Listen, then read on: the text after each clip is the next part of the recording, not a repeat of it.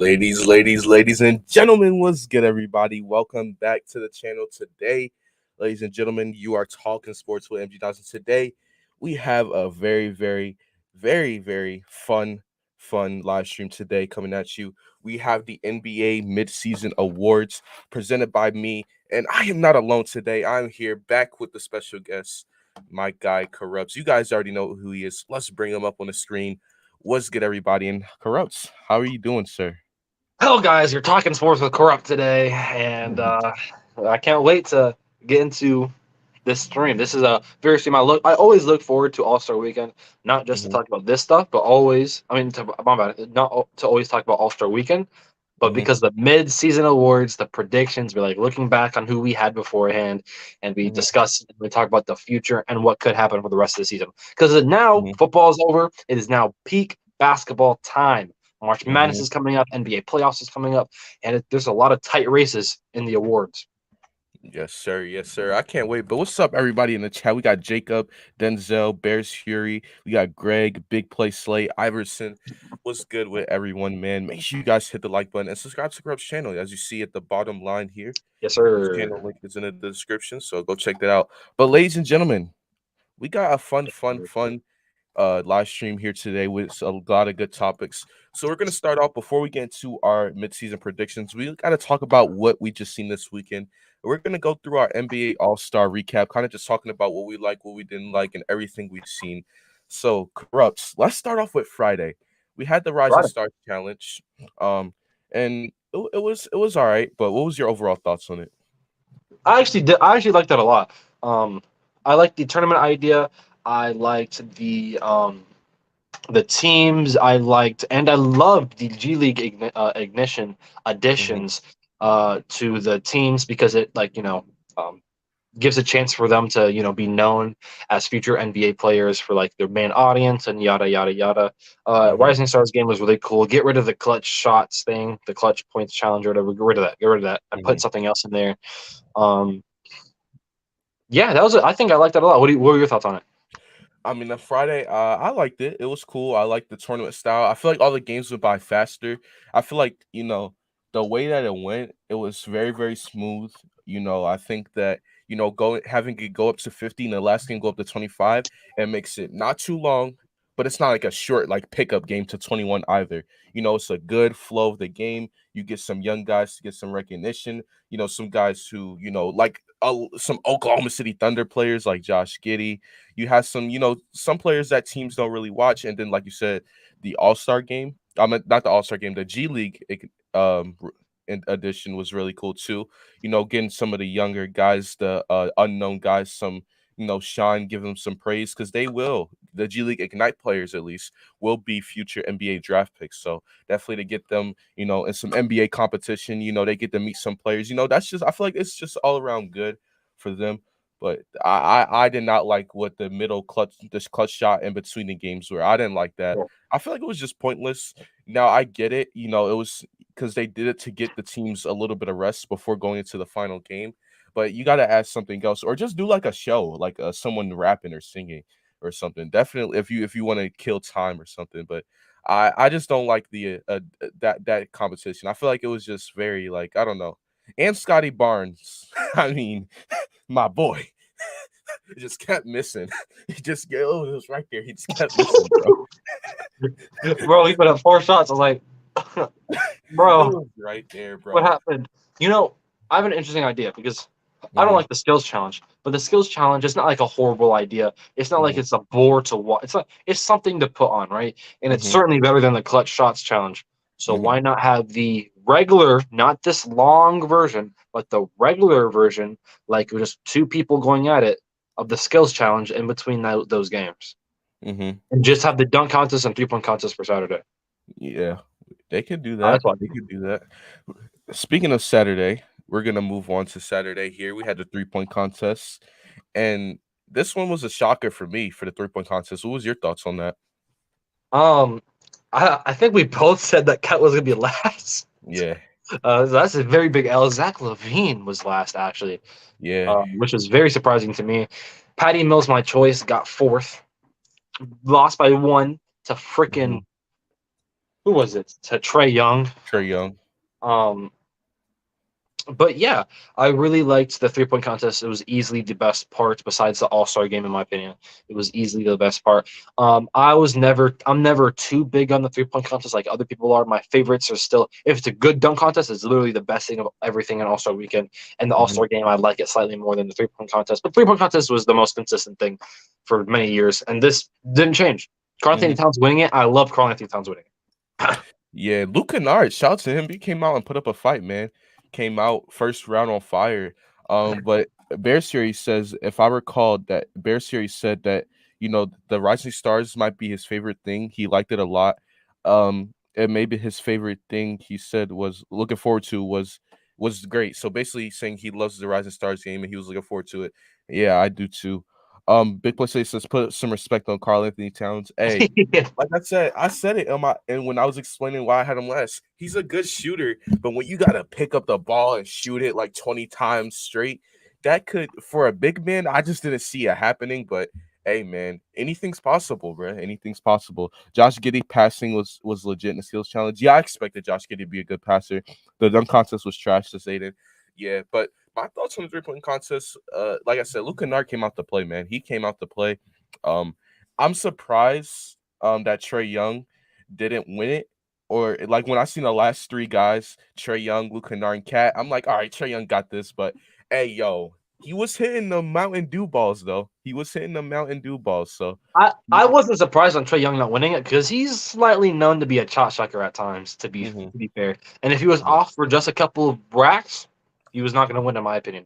Because mhm, remember, almost every single 3-point contest comes down to the wire. Like almost every single one of them is at mhm, least semi really like close. mhm, Um, but one thing I think it was Greg that brought up, mhm, which we kind of skipped over the skills challenge.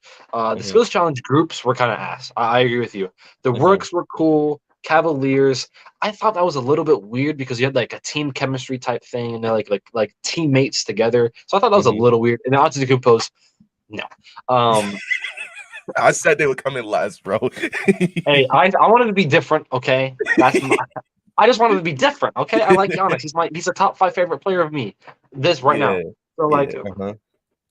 Hey, brother, just not the skills challenge. See, he dropped 30 in the All Star game, and we'll get to that. And then, honestly, Corrupts, if you have anything to say about the dunk contest, you can go ahead because all I'm gonna say was garbage. It was just complete garbage, embarrassment. I went back and I was like, I don't think this is initially when I watched it, I was like, okay, this is not as bad as last year's though. And I went back and watched last year's. No, this dunk contest was worse than last year's dunk contest, Hmm. which last year's dunk contest was a bunch of G leaguers and Obi Toppin, by the way. Hmm. Actually, Anthony Simons won that, so never mind. Never mind. But Yeah, um, but still, this was literally. I agree. This was the worst dunk contest ever. Like and too many. You need to have 3 attempts. That's it. Like really. yeah, Like yeah, Jalen too Green, many attempts. Jalen Green, Jalen Jalen Green, Green, bro. This man had 20 Jalen assists. Green. Like, I Really, bro? respect Cole Anthony, even though Cole Anthony, even if he did make it to the second round, he hurt his hand or something anyways, he wouldn't be able to make it. Jalen Green, come on, bro. My boy. I would rather have Anthony Simons come back and do it than Jalen Green. They really need. And I'm being for real about this. They really need to make sure that the guys they pick are actually practicing the dunk, and they need to up the win, like the reward more. It's Hmm. only $100,000 to win one of these things. Only $100,000 to win a dunk contest. Now you have Yeah. to up that up to 500,000 or at least a mil, in my personal opinion. And especially to these players, like obviously $100,000 to us, we'd all take a dunk contest for $100,000. But to guys like who are in the NBA who already make this money anyways, like that's literally the rookie minimum. So rookies are if you put a rookie in it, they're already making $100,000. So it's not like they really need that money anyways. Yeah, So to these NBA players, $100,000 when that's already the rookies minimum, rookies are making that now and more than that, like you might as well just up the reward too. And you gotta have good dunkers, man. Like Jalen Green is a good athlete, but you gotta have guys who are made for the dunk contest, man. Yeah. You remember the overtime league we were just talking about before stream? Hmm. Hmm. They literally make money. They make money to get a free education and to play basketball in a Hmm. developmental league. They're literally getting a chance to get a free college, to, everything, right? Hmm. And they're playing the game that they love at being 16, 17, and 18 years old. And they were making more money than $100,000. You need you need Yeah. to make the money more than just 100,000. It has to be 500,000 a mil around that area because some Yeah. people some players make only around a mil Year. per year, right? So Hmm. like some dunkers, some like really good dunkers only make that much. Like there's some really good dunkers, but just not good at basketball, and they only make Hmm. like 1 to 2 million a year. Also, maybe it's time to instead of NBA players doing it, pro dunkers, pro dunkers Mm. versus NBA players. Yeah. You Yeah. really think an NBA player is gonna be there and gonna be like, I'm gonna let this pro dunker beat me in a dunk. No, they're gonna want to be they're gonna want to practice and want to be better than those dunkers. They're gonna want to make themselves look like they're the winners here. Yeah, exactly, exactly. So maybe I don't know. I think you should add something. I thought of something like a poster challenge, blockers versus dunkers. I think that'd be Hmm. really freaking cool. That'd be cool. But I Hmm. don't know. And it's kind of weird that the NBA hasn't thought of these like other kind of things. You know what I mean? I don't Hmm. know. Or even try them out. They've tried other things, but they've never tried new like game changing things like that. But what are your thoughts, MG? Hmm. Do you think my ideas Um, are cool? like I said, this is definitely a worst dunk contest. But I would like if you're not gonna have like pro dunkers or something, like I said, have good dunkers. Like, bro, imagine a dunk contest with Please. Anthony Edwards, John Morant, Zion Williamson. Come on, Hey, bro. even though I did say that you should get pro dunkers, I Hmm. have not seen. I rewatched some of the dunk contests in the past. I Hmm. still haven't. Well, there's one pro dunker did like over the car, like under the Hmm. legs dunk. I still have not seen a better dunk than Aaron Gordon or Zach LaVine. Yeah, You have need not. if there's any way you can get Aaron Gordon to come back. We needed Aaron Gordon versus Zach LaVine V3 or two. My bad. Too. Please Yeah. make that happen. Please make that happen. The only problem is Dwayne Wade kind of messed it up because Aaron Gordon doesn't even want to be in a dunk contest anymore. He gave up. He retired from dunking. Like it's sad, but Pe- it is what it is. People But change their minds all the time, but mhm. um, All Star game. It was only a 3 point loss, I believe. Very close game. How do you feel about it, MG? I mean, my thoughts on the dunk contest, my thoughts on the All-Star game as a whole was I liked it. I mean, obviously, my guy Embiid was doing his thing. 36 points was the best player on his team, but on the other side, you have a guy named Steph Curry who, I mean, dude, 50 points? That's crazy. 50. And like he was trying, but he wasn't. He was just throwing the ball up, turning around, and knowing the shot was gonna go in. He was just up and just walked away like it was casual for him. 16 threes, that's an all-star game record, all-star MVP. Almost broke the most points in an all-star game ever, which is 52 by Anthony Davis. That's So crazy. I didn't know that. yeah, Anthony Davis did that when he was on the Pelicans at New Orleans. Fun fact. But Curry was amazing. LeBron hitting the game winner. That was just, I In mean, Cleveland. in Cleveland. So that was just the story behind that was like cool, I guess. And I think it was a really good all-star game. You had some great moments from some not only the stars, you had some great moments from guys like Ja catching the lob from Trey Young. You had guys like DeJounte Murray doing his thing, getting a lot of dunks, and beating Jokic at a point where trading threes back and forth. And that was just cool to see, man. It seems like everyone enjoyed themselves, everyone had fun. And at the end of the day, it came down to only a 3-point game. So that's a good all-star game there. Wait. Look what the fake Lakers, but Anthony Davis fan said in the chat. AD still holds the record. Oh yeah, because you know, Yeah. as an AD fan, he has to make sure he hypes Yeah. up his guy. You know, the AD That's fan. The funny. AD fandom is weird. Iverson says Andrew Wiggins 15 minutes to 10 points. I mean, that's 10 not points, 50 minutes. That's terrible. not bad. It's That's not not bad. terrible. Yeah. But somebody who did better than Andrew Wiggins was DeJounte Murray. Very good. Hmm. And I really Iverson, I saw that. Don't you dare say that. Anyways, um, I really do think that this Dejounte Murray put himself on the map, and with this, Mhm, people know him more and actually take him will take him seriously mhm. now, and take the Spurs a little bit more seriously. Yeah. But besides that, Giannis had an amazing game. Mhm, Um, LaMelo Ball, some of the first time All Stars. mhm. LaMelo Ball, Jared Allen, John Morant, DeJounte Murray. Almost Darius all of them Garland. had Darius Garland. All of them had pretty good freaking games. Mhm, Especially LaMelo Ball, who was hitting some clutch shots for Team Durant towards the end of the game. And let's mhm. talk about John Morant, who had better dunks than any dunk in the dunk contest. That 360 behind the Behind the yeah, that, that was, come that was on, man. crazy, bro. And That was that was crazy. that was like an effortless dunk. Like it was something that took a lot of energy out of him. He just said, "Okay, boop, done." Yeah, that was crazy, bro. Oh, corrupt. Also, too, Chris Paul will be out for a while. 2 months, 2 I think. months. Yeah, almost 68 weeks. So basically to the playoffs, he's gonna be out. Basically, so shout out to Chris Paul. He played like 1 minute yesterday, and you could just tell that it wasn't gonna be, anything for him. And it sucks that he's out now. So it is what it is. But I mean, the All Star game, like I said, it was good. It was crazy. Zach Levine and What's up, JB freaking John Taylor? Morant had better dunks than any dunk contest dunk. Yeah, yeah. Yeah. But yeah, that was the All Star game. Anything else you want to talk about the All Star game, Um, All Star weekend? as far as the All Star weekend, I don't think I got anything else to say. But shout out to my guy Embiid for doing what he did. 36 points. Definitely played well. All But right. corrupts now. The moment that Oh, probably everyone has been waiting for. what's up, JB Taylor? Our mid-season award predictions. Ladies and gentlemen, this is how it's gonna go. We're gonna go through every award, pick our winner, explanation. You guys can do it with us in the chat. We'll read your comments as we go.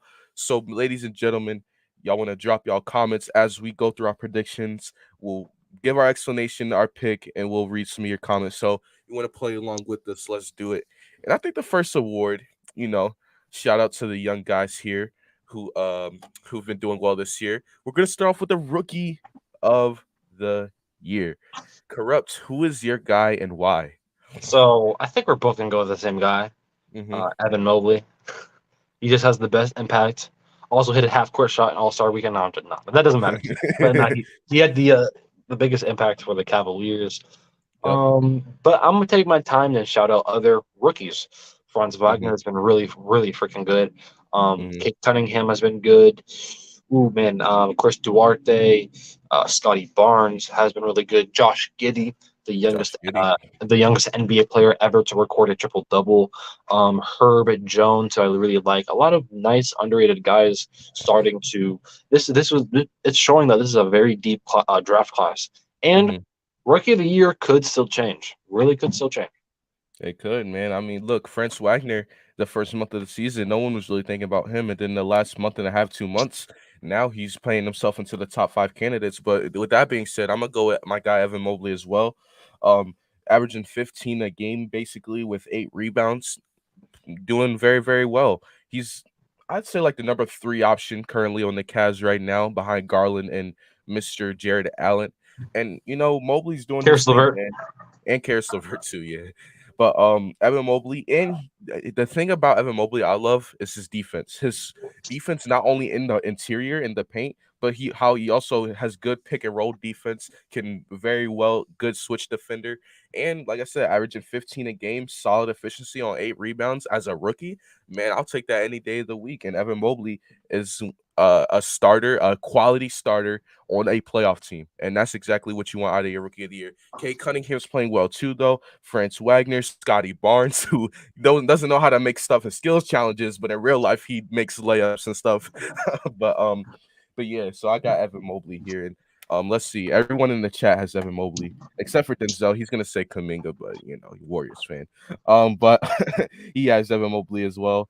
Big Boy says his Mobley's been averaging 14.9, basically 15 a night a game. His efficiency for a stretch is a big, incredible, underrated. Underrated. He's got to win the Rookie of the Year. Yes, sir. Ayo Dosumu as well. Bears here. Yes, Ayo.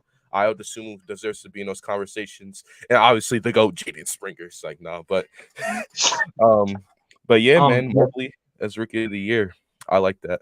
But yeah. next, Or anything you got to say before? Anything you got to say? Yeah, I was just gonna say that it's really crazy how Ayo Dosunmu fell under everybody's radar. Me, MG, and I think other people like Josh were really high on Ayo Dosunmu. I thought he was a first round guy, but Yes. everybody underrated him. He went to the Hmm. Bulls, and now he's going to contribute to a championship contending team. Yes, sir. Yes, sir. Yes, sir. Next award corrupts. We have the guy who draws up the plays, the guy who runs the squad. We're gonna go with the coach of the year. Who do you have and why? And everyone else in the chat. This is pretty easy to me, right? And we've talked about this before. Had a big argument about Steve freaking Kerr out of everybody. Yeah, But Monty Isaiah. Williams, to me,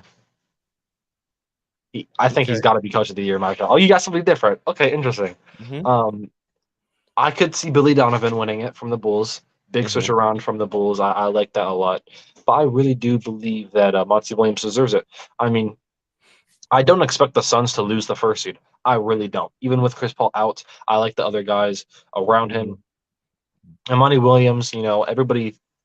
I don't think a lot of people really thought the Suns are going to be back to first seed after their championship. I think that some Mhm. people thought they're going to be like, back in the middle of the pack, Third, fourth, third fourth. seed. Yeah. They're going to have like the Warriors, the Lakers, and all of them Up high. ugly. Mhm. But what Monty Williams is doing, especially with like a team that's not considered like a super team at all, right? Mhm. I think it's really great, and I think he's going to be one of the next best coaches of all time. I agree. He could be one of the greats.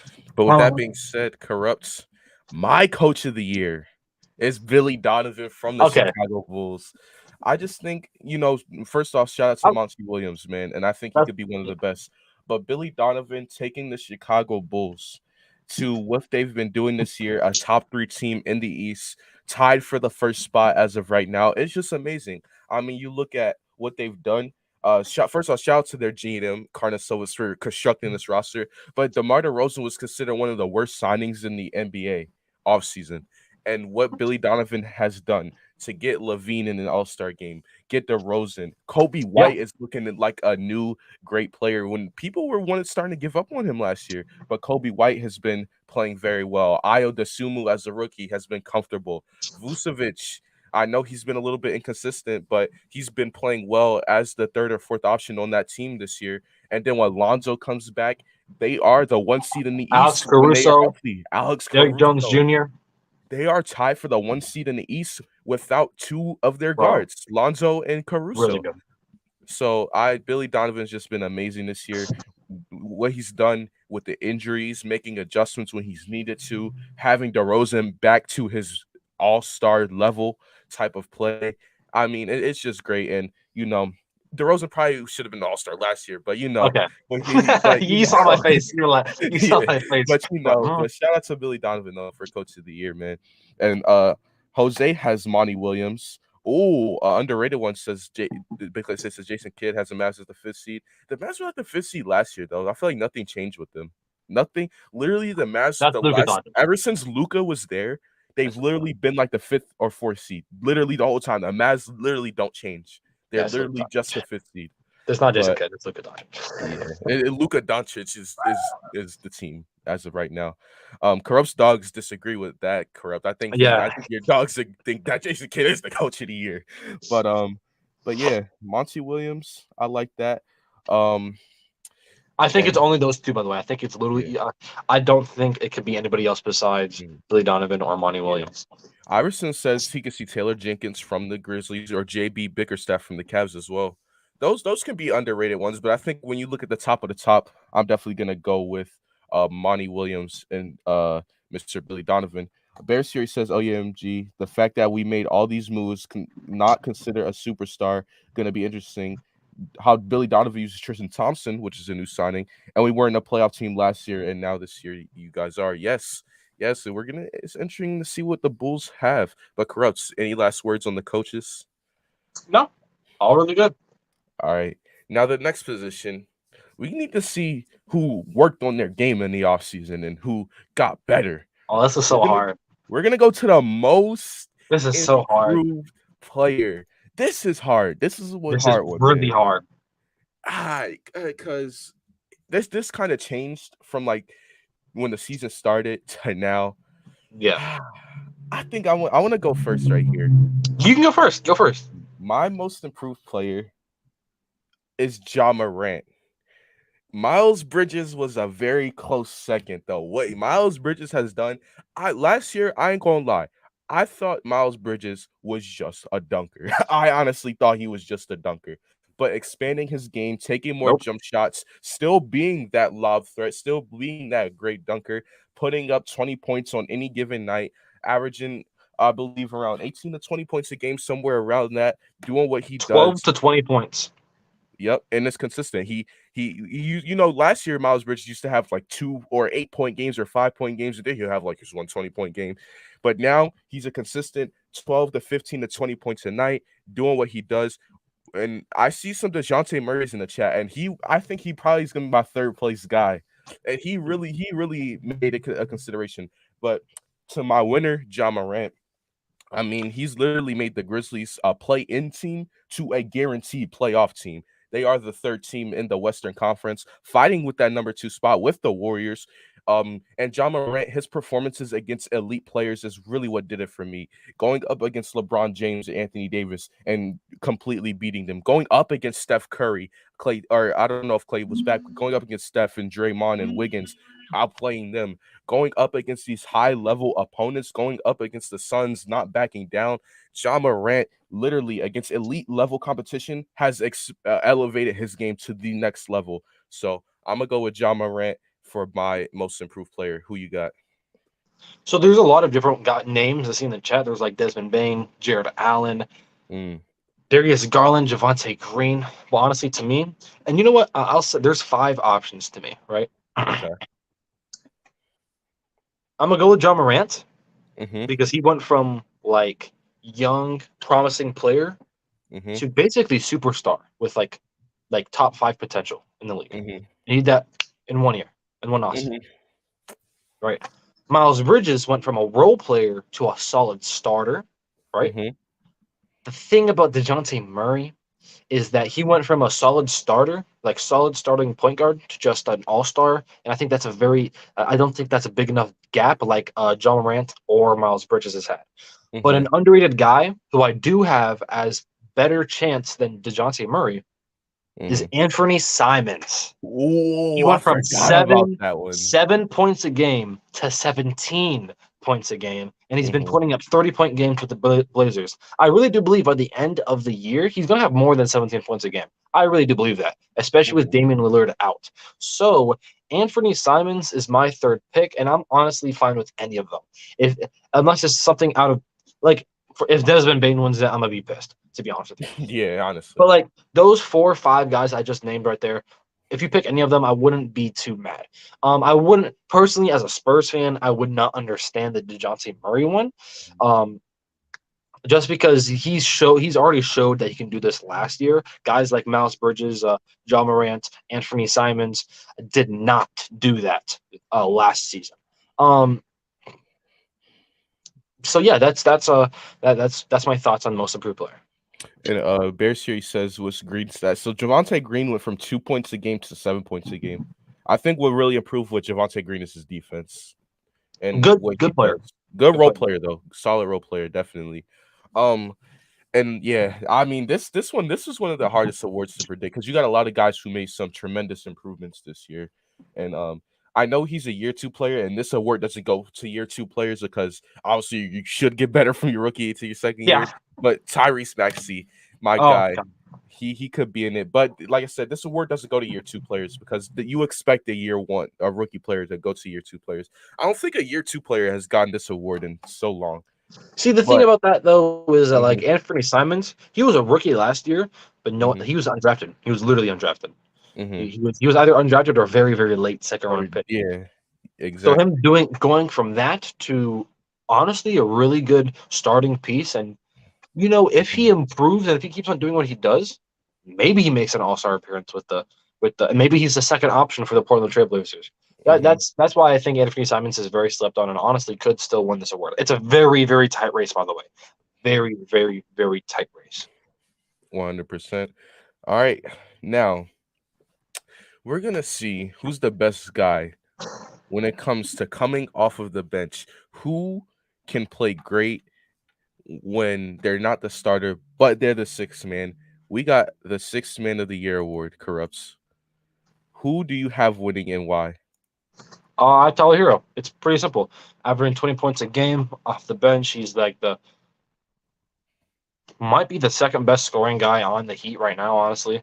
Um, I think it's kind of easy, honestly. Tyler Hero is easily probably one of the, if not the best, one of the best bench players coming off the bench guys in the entire league. Tyler Hero is really freaking good. I think it's Tyler Hero. Honestly, I really do. Yeah, I mean, I gotta agree with that. There's Tyler Hero. I mean, averaging basically 20 a game coming off the bench. And I know the only reason why he started a few games is because everyone he they had COVID issues and everyone had to deal with that. But other than that, he's came off the bench and done his thing. And Tyler Hero last year, he had the sophomore slump, definitely did. But Yes. now they brought him off the bench this time. They say, look, you're gonna come off the bench and you're gonna be the guy who does everything for us there. And he's been doing well. He's been a great shooter, been better at passing. Not the greatest defender, but you know, putting up 20 points a game off the bench on a Heat team with Bam Adebayo, Jimmy Butler, and guys like that, basically being the third best scorer on your team, still averaging 20, that's good. That's great Yeah. production there. And, that's what I like to see from him. But Kelly Oubre is a sleeper too. He's been pretty solid this year with Charlotte. But I just think that Tyler Hero, where he is, I think it's just a gap from everyone else. Obviously, Jordan Clarkson will always be in that conversation because he's one of the true six man who always comes off the bench and averages puts up like 15. But the thing with Jordan Clarkson, sometimes he's inefficient, and I think Tyler Hero is better at that. And Tyrese Halliburton says big play slay. The thing about Halliburton, Mm. Well, he's he starting now, though. he's starting now, He's going to and be starting for the rest of the season. There's no way he wins this yeah, award. No. yeah, he's gonna be starting. Or Kobe White says Bears Fury. Kobe White is a sleeper pick as well. But yeah, Tyler Hero definitely wins this But award. but Kobe White, 12 points. Tyler Hero, 20. Yeah, it's just as I said, man. Tyler Hero, his where he's at and where everyone else is at, it's a gap. It's definitely a gap. So that is the sixth man of the year. I feel like that was kind of that was that was probably the easiest to pick in my opinion. That was one of the easier Uh, awards to pick. Bears Fury, DeMar DeRozan went from 21 points a game to 28 points a game. Yeah. And I'm guessing that was for most improved. I just can't see him getting most improved because he's literally showed that he can score 28 points a game with the Raptors. Yeah, So and it's like very late in his career. and he played amazing with the Spurs, by the way. Like he averaged like 50, like over 50% field goal percentage with the Spurs while averaging 21 points, 22 points a game. He definitely is improved, but it's not like it's not like he's improved like other guys. You know what I mean? Like other Yeah. guys went from solid starters / bench players Yeah. to star players, all-star players. Yeah, DeMar DeRozan averaged 27 with the Raptors in his best year. So it's not like, him averaging 28 now is like something like surprising. Yeah, Like it's he's already done this. He's already it's done this. usually for guys that have not shown anything in the To the past, level, like what they're doing. yeah. Like if this was his first time All-Star and stuff, maybe, but yeah. But sixth man of the year, Denzel says Jordan Poole or Carmelo could be an option. Jordan Poole was starting until Clay come back, so he's already starting 2 more games, and I just think Tyler Hero is better. And Carmelo's cool, but it's Tyler Hero. There's a lot of people over Carmelo Anthony, in my opinion. Kevin Love might be over Carmelo. Kevin Love's not starting? I swear he was No. starting. Oh, It's Evan Mobley. Laurie Market Right. and Evan Mobley, Jared Allen, who starts at the forwards and center. Yeah. And Next award? Kevin Love averages 14 off the bench. So those are some guys there. But let's see what we got here next. Oh, we got I feel like the most unappreciated thing in basketball, especially in this day and age. We all love the flashy offense. We all love the crazy dunks, the deep threes, the nice crossovers. But we're not talking about the guys who have to guard them. And that is the defensive player of the year. Now, Corrupts, who do you have winning this award? Initially, I had Bam Adebayo winning this before the season started. He's been out for too long, and he has not been putting up the production like guys like what's his face, like Rudy Gobert or Draymond Green has. I think those two, and maybe Giannis. Honestly, those three, Giannis, Draymond Green, and Rudy Gobert are the top three to be, the defensive player. Hmm. And it's really, really hard. But I honestly think, and it's not even going to go to the best defensive player because I, I think everybody knows how much I don't like Rudy Gobert. Or Hmm. my bad. I think everybody knows how much I think that Rudy Gobert's defense is overrated. Hmm. But I think Rudy Gobert is going to win this simply just because he's Rudy Gobert. I really do believe that. I feel like Giannis on Big List A, which is a great one. I really feel like Giannis is just being. If you look at the media, which is a lot of the votes, he's being severely disrespected, and it's. I feel like it's just going to be like fatigued of him getting voting, Hmm. especially if he wins an award that we're about to talk about. Hmm. Um, Hmm. and you're saying McCall Bridges. I actually have really, that's very interesting. I haven't seen much of McCall Bridges, so if you could educate me in the chat, that'd be very cool. Other guys is Jaren Jackson Jr., who I think has the most blocks in the league. Very underrated guy. But I think I'm gonna just go with unless Rudy Gobert like misses more time, right? I'm gonna say Rudy Gobert. If he does miss more time, I'm gonna go with Giannis. I need to know more about McCall Bridges' defense. So educate me, educate me, educate me. Jared Vanderbilt as a sleeper pick. Jared Vanderbilt is an underrated player just in general. So All right. that's a good one. So MG, who's your defensive player of the year? mine's is I agree. I think it's gonna be Rudy Gobert. I mean, I feel like you know obviously one of the best defenders in the league, especially inside the paint, a great shot blocker. And then I agree with the Giannis part. This dude wins so many awards. It's like he wins MVP, or he wins Defensive Player of the Year, or he wins the finals. He's always winning awards, or he even got the All Star MVP last year. Like Giannis is always, always, always, always winning some type of award, and it's just crazy. So I just think the media is just not going to vote him in. With Rudy Gobert, he also gets the Defensive Player of the Year award a lot, but when it comes down to it, I think it's Rudy Gobert, Giannis, or Draymond Green. You could also have a guy like Joel Embiid in there, maybe. But I think when it comes down to it, Giannis, Gobert, and Draymond are going to be the finalists. And I think Rudy Gobert's going to get it. I think Draymond, if he hadn't got hurt for so long now, and I know Rudy Gobert got hurt, but he came back. But if Draymond hadn't been hurt for a while, he can make a better case for it. And I really wanted to pick Draymond because I think when his team defense just gets so much better when Draymond is on the court. It's kind of like what people say about Giannis, how his team defense gets so much better. That's the similar thing with Draymond, but he's been hurt for like the last almost month now, and he's not going to be coming back for another few weeks. So I think it's just going to go to Rudy Gobert with all the circumstances and all of that. But Corrupt, what you got? So something that I think we need to be educated on more is apparently McCall Bridges.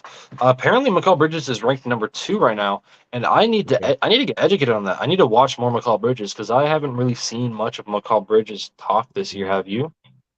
I mean, defensively, I always knew he was good, right? But defensive player of the year, I never knew if he had that type of thing in him. So I think, yeah, maybe I should just watch every time I watch Watch the more Suns Suns. game. Yeah, I Yeah, watch, and even when I do you watch need the to watch Suns, more right? Suns game apparently. Yeah, we watch Booker. We want to see, oh, what's Booker gonna do? What's Chris Paul? Aiton, like guys like that. And then like we see McCall Bridges shoot the threes and do what he does, right? And it's cool. But every time I watch the Suns, I don't know if it's just me. I'm since I'm a Devin Booker guy, I just love to see what Devin Booker is gonna do night in and night out. So I don't when I watch the Suns, I'm not gonna watch what Mikal Bridges is doing defensively that possession because all I care about really with the Suns until playoff time, all I care is what is Booker doing because I'm a Booker guy. I've really only seen like 2 games from the Suns. I'm gonna be completely honest with Mhm. you. So I'm Yeah, gonna go sit down and watch some more Suns games. yeah, Then the week basketball's back. Trust me. I'll go back and look. yeah. And yeah, I mean, I watch the Suns consistently. It's just so hard to watch the Suns because I'm on the East Coast and they play so damn late a lot. But Facts. every chance I get to watch the Suns, I always do it because, like I said, I'm a Booker guy. Same with like the Timberwolves because I like Anthony Edwards. But like I said, I guess I need to watch some Mikal Bridges because I never knew Defensive Player of the Year was gonna be in his. Like I said, I always knew he was a good defender. I've always said that, but never knew it was at this level. So we definitely got to watch some Mikal Bridges. But also too, before we get into our final award, what I'm gonna do after this corrupts, I'm gonna name two players, and we're gonna be who's more likely to win this award, this guy or this guy. So we can have fun after this. But corrupts, Okay. we have to get to the final award. All right. This award goes to the guy who, it's called the MVP, but it really goes to who is the best player in the league this year. Who is the top dog? Who is the dude who has been valuable to his team, the clear-cut number one option, a top seed, doing his thing all year. Ladies and gentlemen, we present to you our MVP of the year. Corrupt, you start off first here. Who is your MVP? Yo, give me like until April 10th to Yeah. figure this out. Which is the Okay. last day of basketball, by the way. I don't know. I like it's very hard to say right now because Embiid has been amazing, but Steph Curry, I could say, has been more impressive at the beginning of the year. DeMar Mhm. DeRozan broke Wilt's record in modern day basketball, which is kind Mhm. of crazy. Jokic is being Jokic. Giannis is being Giannis. And honestly, arguably, out of everybody we just named, probably besides Jokic, I mean, Middleton's not been very good, in my personal opinion. And Drew Holiday's easily been the second best player. Giannis Mhm. has probably been the most, like, when it comes down to like the name, Giannis probably has been the most valuable player out of these guys we talked about, besides Jokic. Um, this is really hard, and because Steph Curry has had a pretty bad mid-season, right? Mhm. I'm going with Embiid. I'm going to go with Embiid because he's been putting up 30 a night. He's been Mhm. great defensively, and the 76ers are on the rise. Even Mhm. without even without a second star and without Ben Simmons. Now, Mhm. that's right now. James Harden can definitely, and I mean definitely, hurt his chances to win MVP. Definitely, Mhm. especially if James Harden is averaging 25 points a game, going back to Houston, James Harden. Mhm. Embiid is not winning the award. He's just not. He's just not. Mhm. It's probably going to go to Jokic or Giannis or somebody else or DeMar DeRozan. Mhm. This is a very hard award, and I think that I'm going to watch this one very, very closely, and it's going to come down to the wire. I personally think it's going to come down to like the last couple of days, the last couple of games of basketball to decide Mhm. who wins this award. Now you know if I got a horse in a race, if I got a horse in a race, then I'm gonna ride with my guy. I mean, obviously I'm gonna go with Embiid. And I mean, I'm gonna even write it if down. I wasn't a Sixers fan, he's still a contender. He's still in the top three, and he is the leading candidate. But I do agree. If James Harden does come in here, averages 28 a game with the Sixers, and his points go down to like 27 instead of going up to where he's almost at 30 a game. If Embiid goes down to 28, that could hurt his chances because how great Giannis is playing. And Giannis always gives his 30 and 10 rebounds a night. So, but right now I got Embiid without James Harden, without Ben Simmons yet this season. He has been literally carrying the Sixers. I mean, we're the third seed in the Eastern Conference right now. He's averaging 29 points, 11 rebounds per game, and averaging around almost 4 to 5 assists a game. He's been his best as a passer this year. He's top 5, top 10 defender in the NBA this year. And he elevates his game to the next level in 3-point shooting. He's having one of his best 3-point shooting years ever. He's doing step back threes now. I mean, this guy's a 7-footer who's starting to do step back It's threes. stupid. It's fine. But shout out to guys too, like Giannis. Like I said, gives you his 30, 10 rebounds. No matter what, no matter the Bucks win or lose. They played my Sixers a few days ago. They lost. Giannis still had 30 and 10. Like it's always gonna happen. Shout out to Nikola Jokic, who I've actually grown to actually like more and more over the years now. Who always puts up his 25, 10 rebounds and 8 assists every night, guaranteed. Um, and Steph Curry, that midseason slump, let's see how much that hurts him. And then DeMar DeRozan is my other candidate here. DeMar DeRozan is definitely going to be an interesting guy because he is playing for the Bulls, who are a top seed. But I feel like the star power and the big name goes to guys like Embiid, guys like Giannis over him, and then that Jokic is the clear number one option. When DeMar, some people still think is Levine's team, and it's just like it is what it is there. So I think DeMar's he could possibly win it, but I think it's gonna be a long shot because when you look at the name, when you look at who's the clear cut number one option, Giannis, Embiid, and Jokic are the clear cut number one options. And Jokic is a former MVP. Giannis is a former MVP. And it's gonna be hard for DeMar to win it. And Curry as well. He's also a former MVP. So I'm gonna have to give it to my guy Embiid though, because it just had to be done. It just had to be done. So Yeah. what's your thoughts?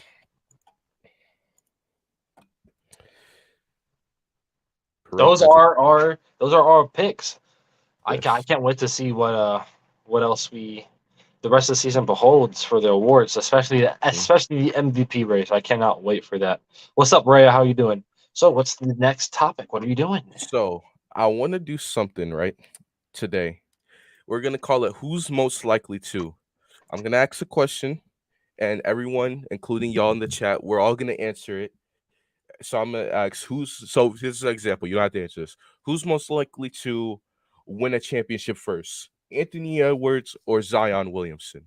Right? And we all answer and stuff like that, and we kind of just have fun with it. We can have some all-time questions. We can have this question, that question. It can be literally whatever, but we just gonna be have fun with that. So let's see.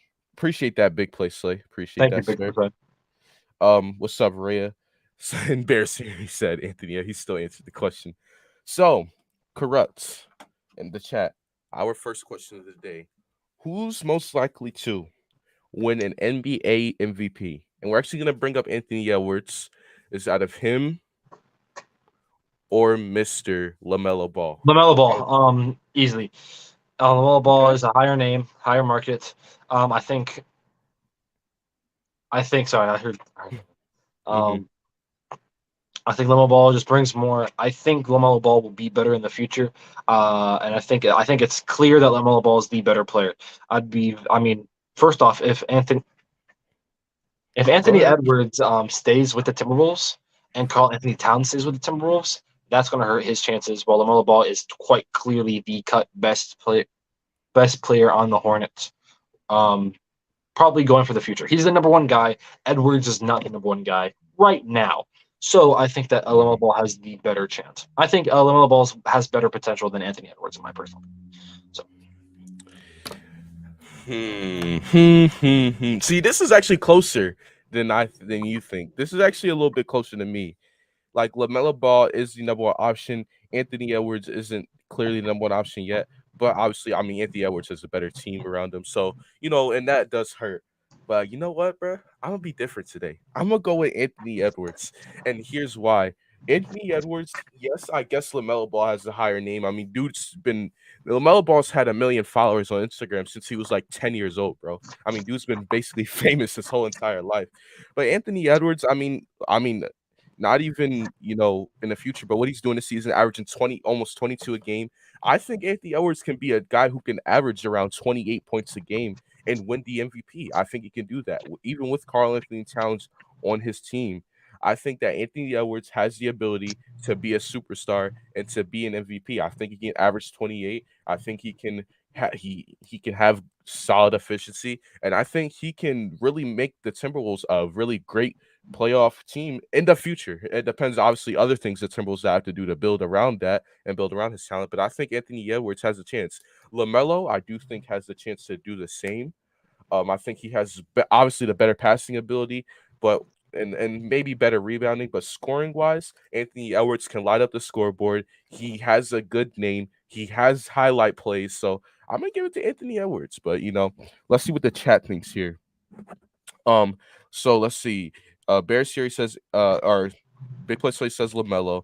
Iverson says LaMelo. wait, Bear Series says LaMelo. Everyone basically says LaMelo. can I say something real quick? Jacob Yes. Frederick said, "Corrupt. I finally spent your name. And then he You didn't almost even had it. spell You spelt. almost had it, Jacob. Jacob, He you were didn't even s- there. You were so you didn't even close." he didn't even spell spelt correctly. Jacob. Come on, Jacob. But nah, but all right.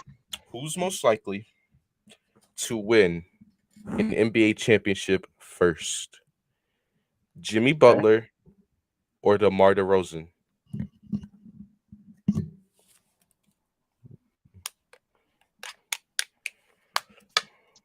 My God, they could both win it this year. Okay. Okay.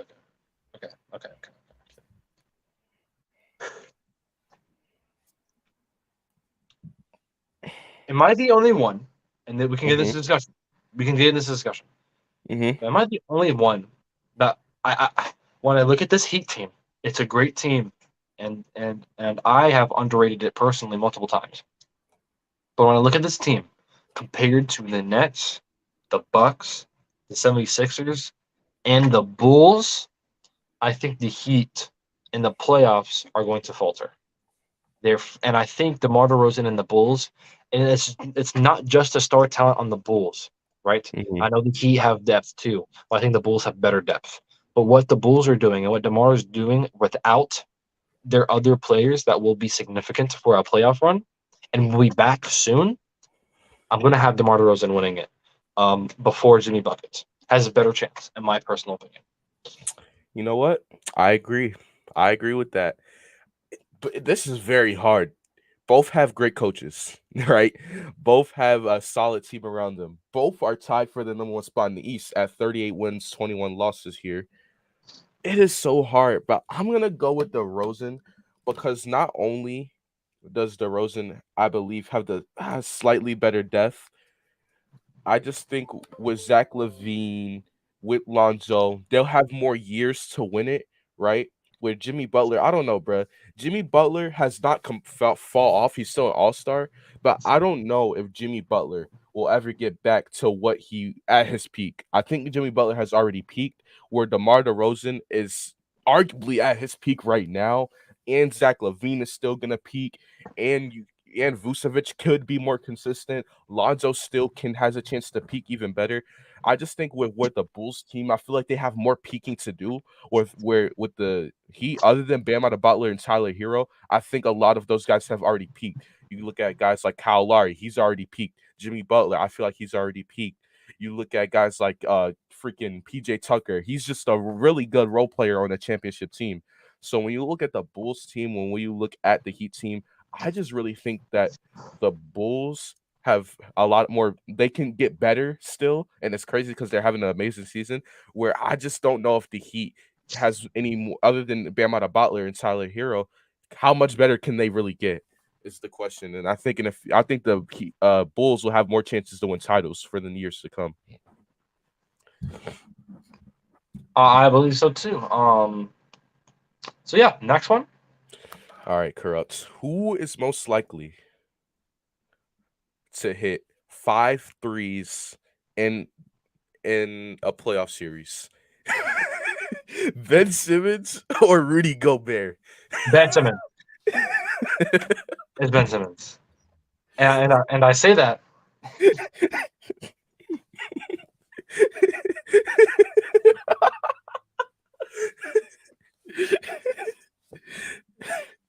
Ben Simmons. I think,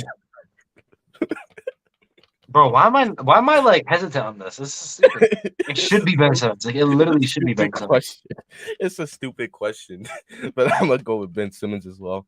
At least Ben Okay. Simmons is like 25, and he can still, I guess, get better. If But you see, if I'm the Jazz coach if I see Rudy Gobert taking a three, especially when literally everybody else is a 3-point specialist on this team, Rudy Gobert is the only, and besides what, Hassan maybe Whiteside, maybe. Hassan Whiteside. That's it.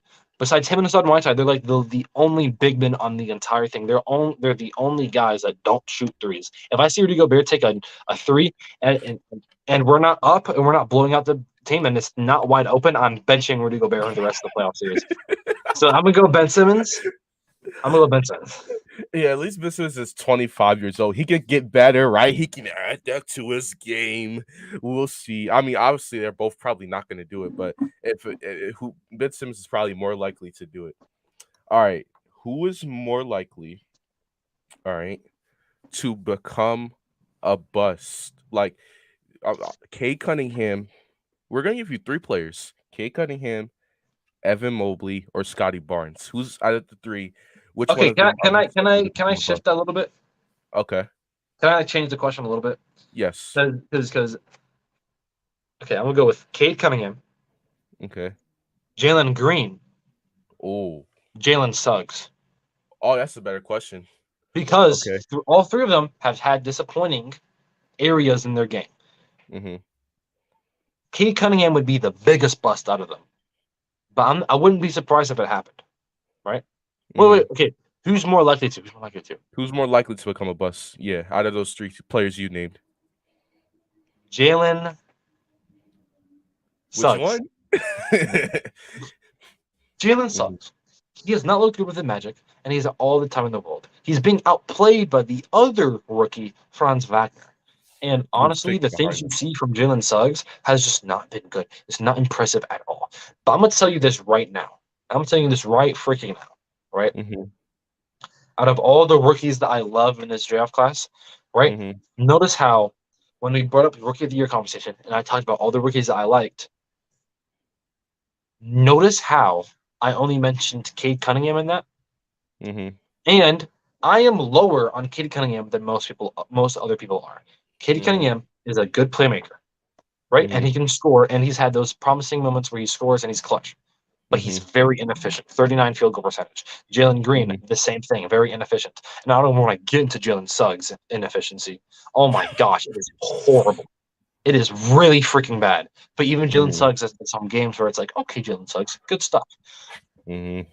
But Jalen Suggs has shown the most disappointment out of any of these three guys, and he shows the least promise out of any of these three guys. So I'm gonna go with Jalen Suggs. I'm gonna go with Jalen as well. I'm gonna go with Jalen Green. Okay, I don't hate Now, that. Jalen Green, at least Jalen Suggs, right? Jalen Suggs has Cole Anthony and Franz Wagner, who are options over him on that team, right? So he's not looked to be clearly the best player. Well, Jalen Green, you could argue he probably is the best player still. Christian Wood, other than Christian Wood, Jalen Green is the second best player on that team. Kevin Porter Jr. on some nights, but Kevin Porter Jr. can be a disappointment sometimes too. Jalen Green had potential to be better than Cade Cunningham. Jalen Green, everyone was talking about to be who could be the number one pick. When we were talking about is there a chance Cade could not go number one? It was Evan Mobley who could possibly still number one, but Jalen Green was the other guy. And he has not shown number one overall pick potential at all this season. At all. And Jalen Suggs, we all knew he was a top five pick. And yes, he's had some very, very disappointing moments when he shoots like 38% from the field, shooting 5 for 13 and dropping 12 points a game. I get that. But Jalen Green was a guy who everyone said if Cade Cunningham and Evan Mobley don't go one, Jalen Green's the guy who's going to go number one and who's going to steal it or who would be the biggest draft surprise. He has not shown that at all. He has not shown that he's not showing that he could steal anything from Cade Cunningham. He's not showing that he can be anywhere near the potential that Evan Mobley has shown. And that is just such a big disappointment. And I think he has a chance to be the biggest bust. Where Jalen Suggs, he's on the team where I don't know, man. He's not the clear number one option. He shoots, he doesn't have I think he has the worst efficiency out of all the top five picks, and that's fine. But I just think what Jalen Suggs has, I just think Jalen Green has been more disappointing for what he was hyped up to be. And Jalen Green, not only that, Jalen Green played in the G League Ignite, which gave him a little bit better NBA experience than Jalen Suggs had. And Jalen Green's still disappointed. But Big Play Slay says Jalen Suggs shows promising potential. Yes, he has inefficiencies, but he showed really good flash as well. Jalen Green shows flashes, but he shows really disappointing point guard percentages. Yep. Honestly, I feel like Jalen Green has had more promises than Jalen Suggs has, in my personal opinion. But I believe he also had more disappointments than Jalen Suggs as I well. don't agree with that at all, honestly. Jalen Bro, Suggs he was hyped up to be one of the top 2-1 picks in the league, and he's not showing to be the Jalen top Suggs 10, was bro. number 4. Jalen Suggs was number 4. He's But just two when we picks were away from him. talking about guys who And can dethrone Cade, Jalen Green was the guy, and he is not showing. And Cade Cunningham hasn't been perfect, but Jalen Green has not shown anything that he was able to steal that number 1 pick or that number whatever I pick mean, he let's was. be completely honest though. Cade Cunningham has not been. Yeah, but Cade Cunningham's still averaging like 16 points a game. Jalen Green, I don't even think Averaging average. Let me let me let me 14. just let He's me just averaging make 14 sure. points a game, while Jalen Suggs is only averaging 12 points a game. And Jalen Suggs has a 36 field goal percentage and a 26 3-point percentage, while Jalen Green has a 38, which is 2 percentages more, a field Mhm. goal percentage, and a 31% 3-point percentage. So he's better in every asset than Jalen Suggs as he is right now. Bro, I'm just saying, bro. When we look at the biggest bust, when I look at expectations I had for Jalen Green, he's just been such like obviously I'm not gonna call him a bust yet. Still averaging all of these guys still averaging double digit points. They still have a lot of potential. But Yeah. bro, Jalen Green, bro, I expected you. He was in top 3 rookie of the year conversations. He was a lot of people's rookie of the year pick. People said he could be number 1, all that stuff, and he just has not showing it. Both guys has been disappointing, but I mean, I'm gonna go with Jalen Green. But shout out to Corrupt for switching the question because I mean, if it was out of Scotty Barnes and Mobley, that'd actually be harder. But it all goes down to the front office. Yeah, and it all goes down to see their development. It all goes down to see their development. So we'll see what happens in the future. But Corrupts. See, like here's the thing, right? I'm looking at Jalen Green because this is a very interesting conversation. I like it a lot. But look, Mm-hmm. he out of the last 10 games, right? The last 10 games Jalen Green has played, he's averaged 16 points per game, 44% field goal percentage, 37% 3-point percentage. While you go to Jalen Suggs, if you go to Jalen Suggs, right? Look Mm-hmm. at his last 10 games. I'm going to it right now. I just think it's very interesting. Mm-hmm. 60. His last 10 games, 12 points per game on 35% field goal percentage. So obviously Jalen Green has showed a lot of improvements throughout the season. Jalen Suggs has not. Jalen Suggs has been Okay. more inconsistent, and he has way more single-digit point games, while Jalen Green does not. In fact, Jalen Green barely has single-point games, if at all. Mm-hmm. And I understand that you hold Jalen Green a little bit more because he's supposed to be like Evan Mobley, Jalen Green, and Cade Cunningham, Hey. easy 3. Everybody else. Mm-hmm. But Jalen Suggs was top 5. He was a top 5 guy, top 5 Mm-hmm. recruit. So if this was like if this was like a Franz Wagner or a Mm-hmm. Davion Mitchell who just won a championship, then I'd go towards more Jalen Green. But since Mm-hmm. Jalen Suggs is still a top 5 guy, I'm going to have to go with Jalen Suggs So being more disappointing. What's up, Benji? How you doing, what's bro? up, Benji?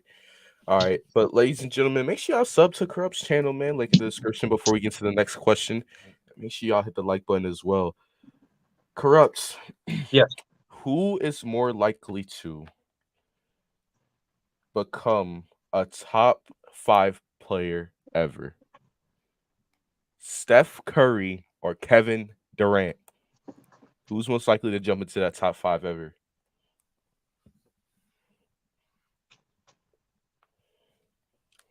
Yeah, it's a hard question for me too. I'm still thinking about it in my head. Y'all can answer that in the chat. We got one Curry, we got one Durant right now, man. KD says Rhea, KD says Karam, Benji says Steph. This is a very hard question, man. Who's more likely to become a top 5 player ever, Benji, KD or Steph? who's Yeah, yours? I am going to go with. This is tough. Damn, I'm still debating it, bro. I'm gonna go with Steph Curry. And here's the reason. Damn it, I love fucking Kevin Durant. Damn it, I love KD. I'm gonna go with Steph Curry. Now, KD, you can say he's the better scorer, he's a better all-around player, better defender, blah blah blah blah. And yes, that might be true. but Steph Curry can put up similar scoring numbers, similar 3-point percentage efficiency, all that stuff, better passer. But I'm not even going to look at the stats for this one, Corrupts. Curry has a chance, in my opinion, to win more championships in the rest of his career than KD will. I think Steph can win the championship this year. I'm not very sure KD is even the best team in the East, right? With the Warriors, the Suns and the Grizzlies are the only team that's truly competing with them. KD, he has so many teams just to get through the East: the Bulls, the Sixers, the Heat, and it's another team I'm forgetting. The Cavaliers you can even put up there. I don't think they'll beat the Nets, but whatever, right? And if Steph Curry can win more championships, and then when we look at a top five, just from a media, just from a fan perspective, a lot of people, I don't do it often, but you can look at KD and you can say Curry is the only reason why KD has a championship. Because when KD before, and me and Corrupt had like an interesting KD debate like a week ago, where we were talking about, if he was top five, all of that stuff. And we can maybe bring that debate up for another day. But before Kevin Durant was with the Warriors, he was always a top 5 to top 10 player, right? But he never won a title. After he's left the Warriors, I know he's coming off an injury and he's been hurt a lot, but he's always been a top 5 player, but he has not won without Curry. Curry has won without KD. Curry has made finals without KD, but we haven't seen the same thing. I think Curry can win more championships in his future. He's shown to win one without this talent, but I think championships mean a lot when you're saying who's a top 5 player. What do we bring? What would we bring up in a lot in these debates? Championships, accolades, and Steph Curry, I think, have more accolades at the end of his career when it comes to championships. When it comes to playoff success, I think Curry will have more, and that will put him in the top 5 of all time over KD for me. But this is hard. I could easily debate KD, but who you got, Corrupts? I want to ask chat one question, and I want to see the responses before I answer this question. Okay. Who is better all time right now, Steph Curry or Kevin Durant? Okay. And before when they start answering that, Benji says KD is not the best player at his position, but Curry is, in his opinion. Curry is not. Magic Johnson is. Magic until Curry can win 5 championships, which I believe it is 5, right? Yeah, 5 for Magic, 3 for Curry right now. And it's gonna. First off, Curry has to. Curry's gonna have to. Curry, bro. Curry's gonna have to do a. He's gonna have to do a lot to pass fucking Magic Johnson. I'm gonna say that right now. He's gonna have to do a lot. Yeah, well, I don't think he doesn't have to do like a lot. He doesn't have to win like 10 titles, but I think he has to win. I think he has to win at least 1 or 2 more titles. At least, probably 2 and he has to be the best player too, because he has to be the best player on the team. I say that because if he was the best player on those Warriors teams for those 3 titles, then honestly I'd be way more open for him being the guy. But he was only the best player for one of those finals. But all time, I would say Magic KD definitely won him at MVP. Big Fridge. Denzel says Curry all time. That's a hard question. So, all right, who you got though? So right now and forever, Steph Curry will be better than KD all time. This is why. Steph Curry is the best shooter of all time, and he changed the game of basketball fundamentally. Some teams, right? You see this in college, you see this in high school, a lot more in high school. Some teams live and die by the 3. If they're not having a good shooting night, they're losing that game. A lot of teams do that. That's because of Steph Curry. But here's the biggest reason why, which MG already brought up. Kevin Durant, with a great team, by the way. He had a great team around him. Russell Westbrook was a great player. Don't forget, he's bad now, but he was a great player. He was a great player. And honestly, Russell Westbrook, top 100 player of all time, definitely. He had James Harden, a very good player also. Serge Ibaka, good player, and other underrated young players, right? And he never won with that team, by the way. He had to go to the team that beat him, which was led by, guess who? Steph Curry, to win 2 rings. And when he's left in the Nets, right, he still hasn't shown to me that he's better than Steph Curry all time, because he's never won a ring by himself, being the number 1 guy without other superstars that are next to him in the same level of talent as him. Steph Curry and Kevin Durant are the exact same level, not on the exact same level, but there's like the same level of talent to me. Like they're on the same team. Same Great, tier. right? And when Steph Curry, right, has one by himself, which yes, he had a great team, right? Klay Thompson and Draymond Green, but Kevin Durant had a great team also with Russell Westbrook, James Harden, Serge Ibaka, right? Let's And not he did forget win that. it. And he didn't win it, right? I mean, Kevin Durant's never beaten. Oh well, he has. But let me say this up. Kevin Durant has never beaten LeBron James, right? With him being the number one option, right? The clear cut number one option, right? And being the owner of the team, right? I think, but Curry has, right? And to go into a little bit more context about this, I still think Curry owned the team. You don't have to be the best player to own the team. You don't have to be the best player to be the number one option, in my opinion. Oladipo was not as good as the other players. Oladipo was good. He was a good role player though. He was a good bench player at that time. Yeah, that wasn't All-Star Oladipo yet. But as of right now, until Kevin Durant can win like Steph Curry did, I cannot have him over Steph Curry all time. And honestly, let me also say the one thing too. And I'm gonna probably get a lot of flack for this. And I know MG probably disagrees with me. I think that when it comes to all-time rankings, Kevin Durant is a little bit overrated. I really do believe that. I understand, right? And of anybody in the league besides LeBron James, him and Steph Curry, right, and probably Giannis, are probably all going to be top 30, top 20 all time, right? But when people start getting into that top 10 range, which some people already put Kevin Durant in, by the way, Kevin Durant can be severely overrated, in my personal opinion, when it comes to all-time rankings. That's my this is such a tough question, and like I said, I could debate both sides, but yeah, I'm gonna go with Curry. I think he can possibly be a top 5 player over KD. But and that's I knew MG you were gonna go with Curry because I had there's literally no way you could argue against my points. Like and think of all the players in the top 10 right now, right? Has any of them done what KD has done? Has any of them had to go out to the best team in the entire NBA and maybe in NBA history to just win a ring? Just to win a ring? Yep. No. We gotta ask Rocha this question because he's in the chat. What's up, Rocha? Rocha, we just got off of a conversation. It wasn't really a debate because me and Corrupt agreed on most points.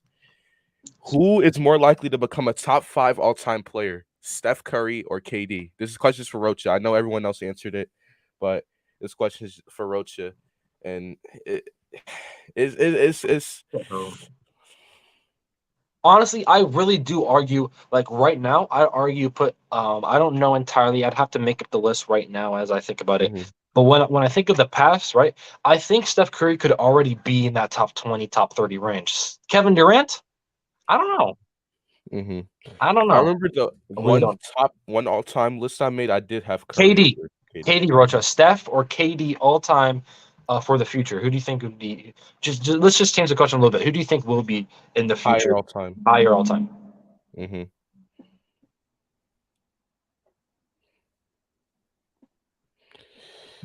Big Place says in certain situations, people can overrate KD based off how good he is as an all-around scorer and all-around player, but they forget KD hasn't done nothing in playoffs by himself. Benji says, yeah, agreeing. Who's closer to be top 5, Damian Lee or Nemanja Bjelica? I'm taking Bjelica. No cap. I'm taking Bjelica, bro. At least Bjelica, I don't know. He has value, I guess. He's a role player who can play the power forward position and shoot the ball. Neither of them are even top 500. None of them are even top. They're not even top 5 role players. That's tough. I think I got to go Steph. Yeah, we agree. But what's up? Oh, Grayson Allen. Grayson Allen. Who's the dirtiest? Oh, I met the Morris twins, by the way. I have a picture of them. The Morris brothers are over exaggerated, in my opinion. They're not as bad as you think. I mean, they play 82 games this season, and they have like maybe one incident every year where they get chippy out like 82 games. But I think Zaza has had multiple dirty moments too. Grayson Allen, see Grayson Zaza. Allen has also. He has Grayson also. Grayson Allen has been doing this since he was young, like since he was in college, bro. Grayson Allen was like born to be a dirty player.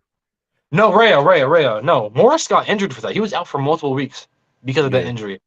Like that was legit. He No, yeah, that legitimately was did a get legit injured. injury Nah, though. nah. That, Like, yeah, that like Morris injury. That he was could have literally stopped playing basketball because of that move.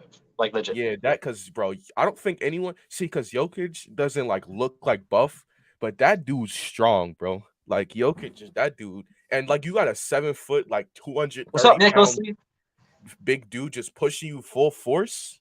Yeah. Sometimes taking a push from certain people looks softer, but nah, that was a legit injury. It kept him out for weeks. What's up, Nicholas Lee? And the Brooklyn Nets will still lose in the first round against the Bucks, uh and they Brooklyn Nets signed Goran Dragic. MG. Hmm? What time do you have to leave? Not really. I have to do something at 5, so around like 4:30, 4:45 ish. Okay, so another thing that I think is a very important conversation to have because Uh-huh. it is now officially basketball season, and Mm-hmm. it's 100% basketball season, so we have to go through it, right? Mm-hmm. NBA playoff predictions as the standings right now. Want to go through the teams and who you think would win right now? Ooh. So this is gonna be tough because certain we don't know how certain like I can make this prediction that the Sixers are gonna make the finals, but we don't know if James Harden and Embiid are gonna have chemistry. I can make the prediction that the Nets are going to the finals, but Ben Simmons could absolutely just ruin Kyrie's playmaking. I don't know, right? It would be hard to make a prediction. Let's see who we got. I'm looking at the standings now. Let's see who we got. Okay. I mean, look, I'll say this. If I had to pick a team as my number one favorite to win it all, even with the Chris Paul injury, my number one team would probably be the Suns right now. The Bucks are cool too, but the Bucks, I feel like last year, I feel like Middleton and some other players losing PJ Tucker. I think the Bucks are a little bit worse than they were last year. I think they are. Losing guy like PJ Tucker, Middleton not being as good as he was last year. I think that's been a proven fact. Middleton's been okay, but not definitely not as good as he was last year, especially in the playoffs. I think Holiday's probably the only Holiday. Obviously, Giannis is Giannis, but Holiday's been the only improvement on that team. Lose, I don't know, bro. I don't think the Bucks are the clear cut favorites right now. I'm gonna say the Suns are the favorites, but Do you want to go through it though? we can go through the standing. I'll go through the standings here. So right now, if the playoffs started today, the Heat and the Nets will be playing. That is crazy. Now, I don't think it's gonna be that way because the Nets won't be the 8th seed. Hopefully by April 10th. But anything can happen at this point, right? Um, we got that. The Bulls will be playing the Raptors. The the Sixers will be playing the Celtics, and the Heat. I'm not sorry. The Bucks will be playing the Cavs. So if the season ended now, I would have damn that Brooklyn Miami series. Holy, I would have Hey, Brooklyn. real quick. Playing teams, because Oh yeah, technically, I forgot about that. Playing teams technically the Raptors and Nets are the 7th and 8th seed, but then the actual like the 9th and 10th seeds are the Hornets and the Heat for the East. And I don't. I think the Raptors and Nets are better than the Hornets and the Heat. I think they both move on to the play-in. yeah. Okay, so let's talk about it a little bit, right? Yeah. Um, so Blazers go against the Lakers. Okay, that's the West. Yep. That is crazy. I'm gonna have the Lakers winning that game, right? T Yeah, I Wolves, agree. Clippers. I honestly think the Timberwolves would win that game. Mm-hmm. And honestly, I think I The will Lakers. have the Clippers beating the Lakers to get the eighth seed. That's fine. That's fine. If I'll that's give that Paul to them. George is back, you know what? I agree. Paul George, I think, will be back, by the way. Mm-hmm. Then it's Hawks, Hornets. Hornets are winning that game. Uh, um, Raptors, Nets. I got Brooklyn. I'll take Brooklyn. So I'm gonna make them my The seventh seed. 7th seed. Yep. And then And then I have Raptors versus. I got. I got Toronto. Toronto's the A seed. me too. Me too. So Me too. right Me too. now, for us, we will have Brooklyn as the 7th seed, Raptors at the 8th seed. So right now, it'd be Raptors versus Heat and Bulls versus Nets in the first round. That Bulls and Nets is so hard, bruh. Oh my god. Big Play Slate says, I see the Lakers actually being in the play-in as well. I don't see us completely folding this year, but not getting too far play-in. It's the play-in tournament, generally getting to the playoffs. Drew Dawson, I didn't even see this. He said the Suns are overrated. Okay. If the He's a Warriors Raptors fan. are home, I'm taking them over Brooklyn. Yeah, I know. Iverson, he's a Warriors fan. He's gonna say that. Don't pay Suns, you him mean? any mind. Yeah. But so right now in Okay. the West, we have Want to do West the first, then T- East? yeah, let's do the West. So right now we had the Clippers and Suns, round one. Interesting series. Suns Paul in 4. George. Damn. Paul George last year took him to 6 or 5 or 6. But he's not gonna be able to do it again. Not without Kawhi. He's not gonna be able to he's not gonna be able to have that competitive of a series with the Suns again. No. Kawhi wasn't there. I don't think Terrence Mann's going to repeat his playoff performance. And I also think Paul George was healthy throughout the entire year. He is not this year. He's going to be rusty. You're going to probably see a little bit more of duds from Paul George. So I'm going to go with Suns. Suns in 5. Fine. I'll give the Clippers 1 game. Suns in 5. Yeah, I got Suns in 5. Suns in 5. So all right. Warriors T-Wolves. Warriors in 5. I agree. Anthony Edwards and Cat might have that one spectacular game, but Warriors in 5, in my opinion. All right, next we got Memphis and Denver. Grizzlies in 6. Grizzlies in 6 over Denver. Yeah, I'm fine with taking Grizzlies in 6, honestly. I'm going to do that. Grizzlies in 6. Yes. Yeah, that's good. That's good. I think Jokic will get 2 games for them. Yep, I agree. And Jamal Murray gonna be rusty coming back. Jamal Murray should be coming back around that time. He's not gonna be bubble Jamal Murray. Not at least not yet. All right. Memphis and Utah. I'm sorry. Utah and Dallas. Utah and Dallas. Yeah, that is interesting. Who do you have? I'm gonna go Utah and Utah in 7. 7? Yeah, I don't Utah. I genuinely, I don't know, bro. I feel like because Rudy Gobert, what Rudy Gobert struggles with, and the Mavs kind of are gonna be doing that with Maxi Kleber, Davis Bertans. Rudy Gobert struggles with stretch bigs who can stretch out and shoot the ball. And with Mavs are gonna have the Bertans, and I know Bertans is at least okay, and then Maxi Kleber is a stretch big as well. I'm not saying that obviously they're gonna outplay Gobert, but I just look at what Gobert struggles with in the playoffs. He struggles with small ball lineups and stretch bigs, but they'll still win the series because Donovan Mitchell will be amazing. Mike Conley will be a good playoff veteran. Jordan Clarkson will be his 15 off the bench. And I think just Luka won't be able to do it himself for a whole entire series. So that's just what I think. So I'm gonna go Jazz in 6. Okay, I respect that. Yeah, if this was Kristaps Porzingis, it'd be different in my personal opinion. Bertans, I am literally not worried about. I am not worried about at all. I am letting Rudy Gobert sit in the paint. I don't care at all. And Kleber, same fucking thing. I don't care. I literally don't care. You can score if they score. It's gonna be all you have to do. Double team Luka. That's my game plan. I don't care. Agree. I don't care. Donovan Mitchell in the playoffs has been better than Luka Doncic, so I'm trusting Donovan Mitchell. Even then, it cancels each other out. Donovan Mitchell and Luka Doncic cancel each other out.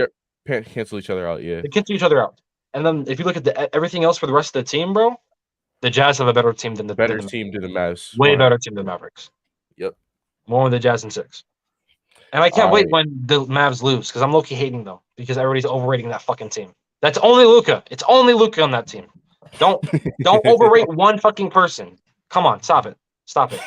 Stop it. All Stop right, it. so who we got? Who we got right now in the playoffs for the second round? I want to go through the East, but I just want to see who we got here. All right, I got Suns going against. It'd be Suns going against the Jazz. Okay. Warriors versus And then Warriors versus Grizzlies. Grizzlies. Who are the Jazz going up against here? The Suns. Okay, Jazz, Suns, Warriors, Grizzlies. All right, let's do them. Let's do them after we do the first round of the East. All right, Eastern Conference. So let's see what we got here. So Heat. for us, we got right now. Heat We know versus the Raptors. Raptors are 7 and the Heat are 8, or the Nets are 8. But we have it flipped around here for us. So we have the Heat versus Raptors. Heat in 5. I'm gonna be in 4. I think there's gonna be at least one sweep. Ooh, okay. And I think the Raptors, sadly, are playoff frauds. To be completely honest with you, Okay. just compared to literally the rest of the team besides the Clippers are worse than the Raptors. Definitely by far. I think the Raptors are a better team than them, and maybe even the Timberwolves, honestly. But the Raptors are easily, I think, the worst playoff team in the East. The rest of the teams are just significantly better, in my opinion, than the Raptors. He in 4, honestly. All right, Nets. Bulls versus Nets. Oh my. Bro. 7, but who? That's what it is for me. 7, but who?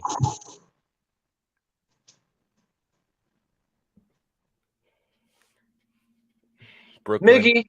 I'm Miggy. going Brooklyn. Miggy. It's not what your mom said last night. Oh, Miggy. Oh, you gonna let him do that? What's up? But appreciate that, Miggy. Appreciate that. But Benji got the Bulls over the Nets. I'm gonna go. I'm gonna go Nets in 7, bro. Damn. It's us. Stop the disrespect. I'm not disrespecting the Bulls. Okay, because on this channel, I've respected the Bulls many times, but that is a tough series. You got Kevin Durant's one of the 20 best players in the history of the damn game, and he's still averaging 27 a game this year. Kyrie Irving is still a top 5 point guard in the NBA right now. I'm gonna go Bulls. You gonna go Bulls? In a surprising 6. Oh, okay. Look, I respect it. Like I said, I respect the Bulls. It's tough. I could go either way. Here's why. Okay. Here's why. Kevin Durant. Oh, Kevin Durant. He's looked worse than last year. And you're like, what are you talking about? He's looked worse in the fact that his injuries. I'm really, really, really scared with his grandmother passing away, with the injuries he's had, with everything that's going on with his other life, James Harden going away. I really, really feel like that's going to hurt KD. Who knows? KD might not even. His injury might be more. He might get injured again. I'm really. It's starting to build up. I'm being serious. Last year, he had a couple of injuries here and there, but ultimately he got to play in the playoffs. This year, he's having a little bit more injury problems. It's slowly getting worse and worse as the years go by, and of course, it's because of the finals in 2019. I think it's all because of, I think it was ACL. I'm going to have to go against the Bulls only because DeMar DeRozan's on timing, and I just think about the rest of the team. Right, this kind of sucks. Because the Nets are now good depth, I think personally. But look at everything. I look at other teams. The Bulls, I think, are besides maybe the Suns, are the most depth team. Maybe the Warriors, but the most depth team in the NBA. I really do think that. I think I'm gonna take the Bulls, and I think Ben Simmons. He's not gonna do good. Honestly, he hasn't played in a year. Rhea, that's funny, but I really just feel like the Bulls are just a better team all around. I really feel like I don't know. And Kyrie Irving, he's not going to be playing for a couple of those games. I honestly feel like the first 2 games, not the first 2 games. It's going to be very close. It's going to be like 1-1. But when they go to the Nets and it's home, no Kyrie. Yeah. I like I said, I respect it. I respect it. I just think, especially too, if it goes to Game 7, it's going to be in Chicago and Kyrie will be playing. That's that again. I had the series going to 7, so I understand your points though, Kate, and that is actually a conversation that needs to be had. KD slowly but surely becoming a little bit injury prone.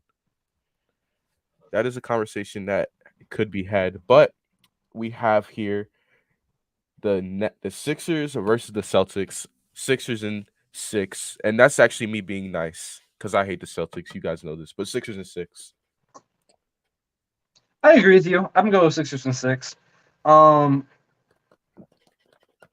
gonna be completely honest with you, bro. I don't like the Celtics either. I don't like the tween ISO movement. I love Derek White. I'll be watching him. Mm-hmm. I feel like the 76ers have James Harden. They're just obviously the better team, better Yeah. defensively. They have the better stars. Mm-hmm. 76ers. And I feel like with that, But because it is a rivalry, I'm gonna give the Celtics 2 games. That's what I was about to say. Yeah, but I'll give the Celtics 2 games because of the rivalry and because they've had good history versus us in the playoffs. But I just think we have the better team. I feel like we have more depth outside of Derek White for them off the bench. I don't see a guy who can consistently play well in the playoffs. Payton Pritchard's cool, but in a playoff series, Payton Pritchard is not gonna be doing anything consistent in the playoffs. And I think the Sixers can definitely do with the better than the Celtics. But and we got Cleveland versus Milwaukee. Respect to Cleveland. Respect Bucks in 5. Giannis bro, the exact same thing, bro. Respect. I love you. I love you, Cleveland. I love Darius Garland. I love Jared Allen. Mm-hmm. Bucks in 5. Bucks in 5. Oh man. All right. So what do we have in our second round? We both me and Corrupt are on the same page here. Okay. Western Conference, which we'll go by first. Yep. Suns versus Jazz for me. Mm-hmm. And then Warriors versus Grizzlies. In the East, Heat versus the Bulls. 76ers versus the Bucks. Oh. Wow. Okay. All right. Let's start off with the West. No, but what are your picks? Because I got the same as you. I got the same as you. You had Nets though. My Nets? What'd you say? You had the Nets though.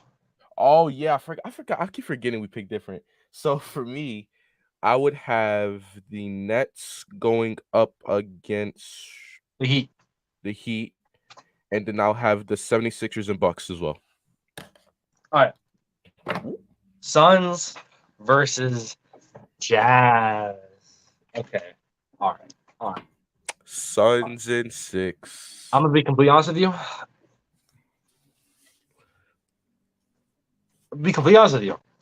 Yes. That caught me off guard, by the way. Okay. Suns in 6. Okay.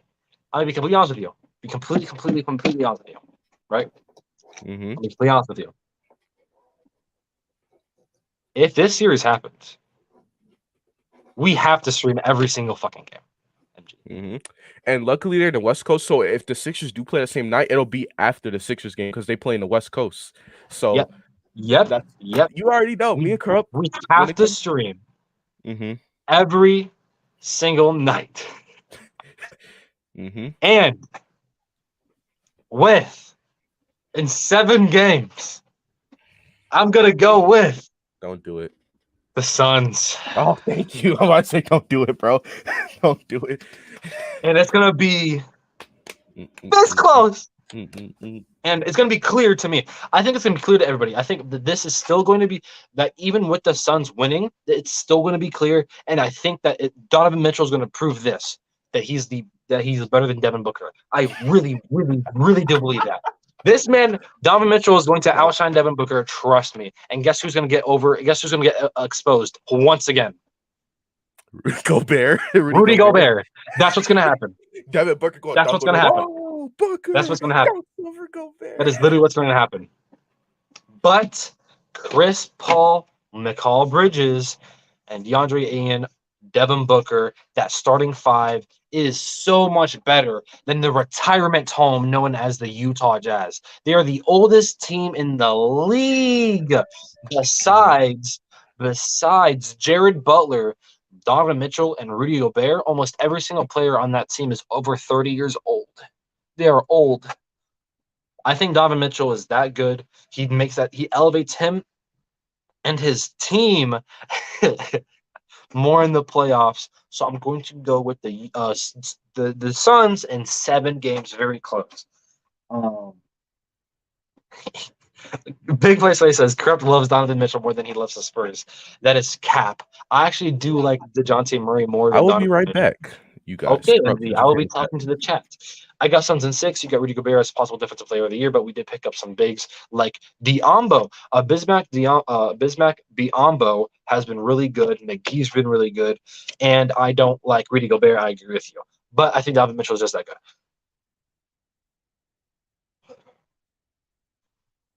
Benji, first off, I did pick the Suns, and second off, I was not serious. I was joking around. I always thought Luka Doncic was better than Donovan Mitchell. I got the Jazz in 6 against the Suns. Then I got the Celtics against the Sixers in 5. And if the Brooklyn meets the Bulls, I got the Bulls in 6. That is crazy. I'm gonna have to disagree with you on 2 things. I like the Jazz pick, but I think the Suns will ultimately win. I don't like the Celtics at all. I don't like their team. I don't like how they run their offense. Sixers are winning that game. Honestly, it might be a little bit worse. And I respect the Bulls pick. I have the Bulls in 6 also. Bears Fury. We're going through the playoff standings and who'd win in the playoffs, right?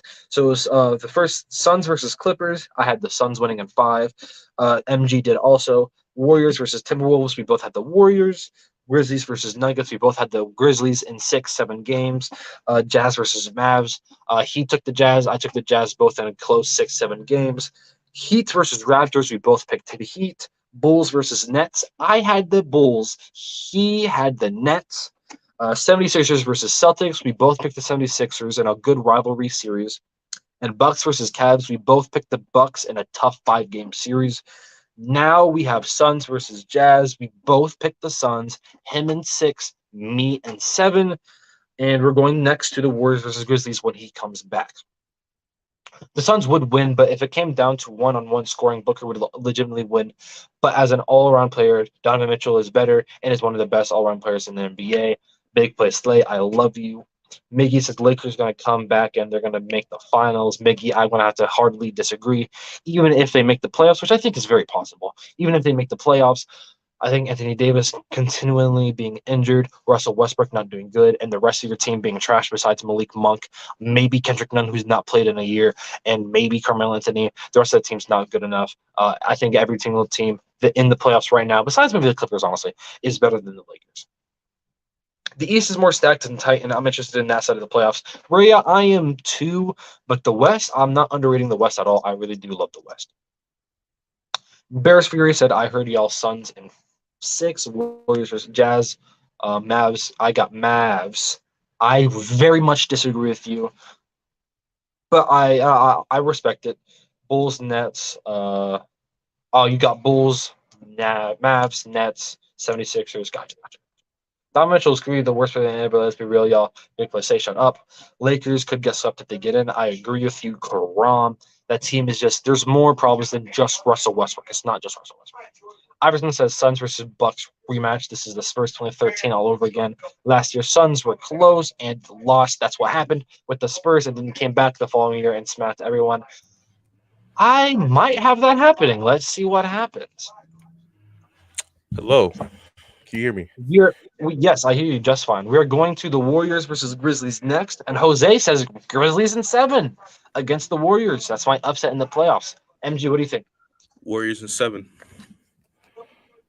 It's gonna be close, but experience matters.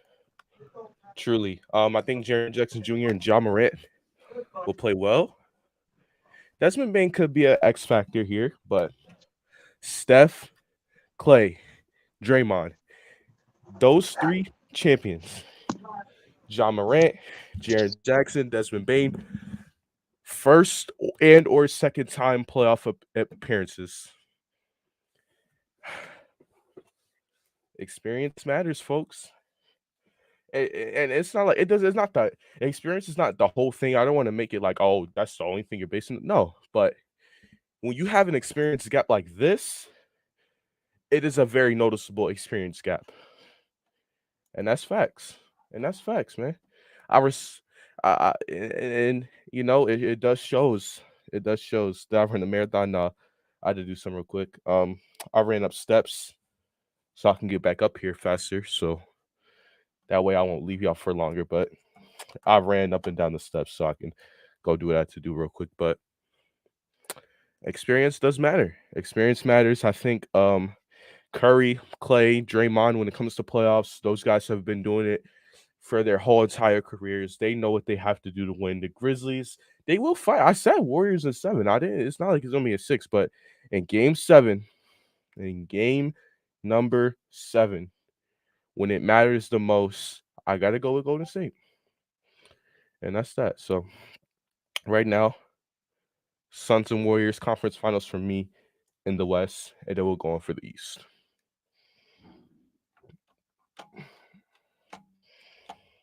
Thunder will be back. You said Thunder haven't got swept in the playoffs ever.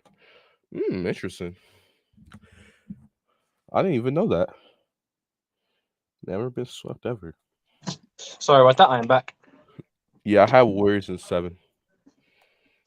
So I got Warriors and Suns Western Conference Finals for me. Okay. Now for I haven't gone yet East. for the Warriors. You haven't gone? Okay. I'm gonna go with I'll go with the Warriors in 6. I love John Morant. He's gonna be amazing. He might be the best player in this entire series. Low key, but I think Steph Curry's gonna go off. Klay Thompson's back. Klay Thompson's gonna look good. I think Andrew Wiggins does die down from his regular season success. Javontae Green's gonna be back, but I'm gonna have Warriors in 6. Okay. And their depth: Gary Payton Jr., Jordan Poole, Otto Porter. I love it. So Warriors and Suns Conference Finals for both of us here.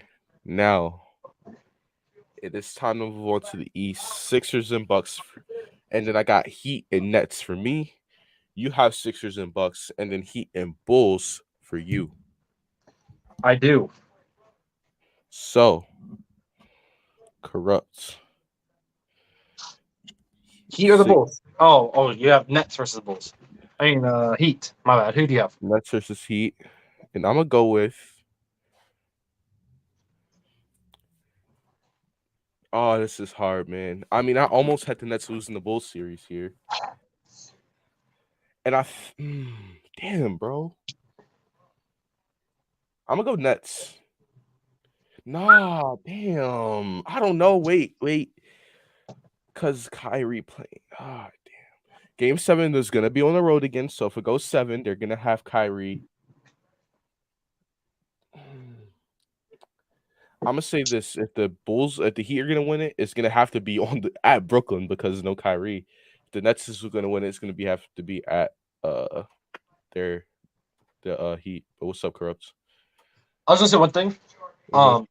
I know that I think we're overrating the fact that Kyrie Irving, if it's an away game, that team is going to be significantly higher, especially against the team like the Bulls, who I think have an amazing crowd. So so to you, right? If you had the Nets beating the Bulls at the Bulls home, right, to win the series just because of Kyrie, right, and I'm thinking of like the crowd noise, right? If they're able to do that, the Nets I think are almost unstoppable if they're able to do that, right? Mhm. So just remind yourself of this, right? Yes, Kyrie Irving's back, but the home crowd the home crowd, the Heat and the Bulls, amazing home crowds, by the way. I'm gonna probably lean more towards the Heat just a little bit, honestly. I think they're a Mhm. little bit more passionate. I think they're a little bit more loyal than some Bulls fans, honestly. Which I know if Josh is hearing this or Sean, they're probably gonna fucking destroy me next time they get a chance. But the Heat, I don't know. I'm just giving you that. I'm just saying. I'm just giving you that. I'm just giving you. Yeah, and I definitely think because also too that could hurt Kyrie not So playing this game, playing that game because he can be hot. It's like you're messing up his rhythm. He's not getting a full rhythm of a 7-game series. He's stopping and starting, stopping and starting. yeah. And with that being said, I'm going with the Miami Heat to win it in 6 games. I think that the Heat, when it comes to, I think when it comes to the home or away, I even think even if Kyrie's playing 7 games, I still give a Heat a good chance to win this series because they have a lot of playoff experience.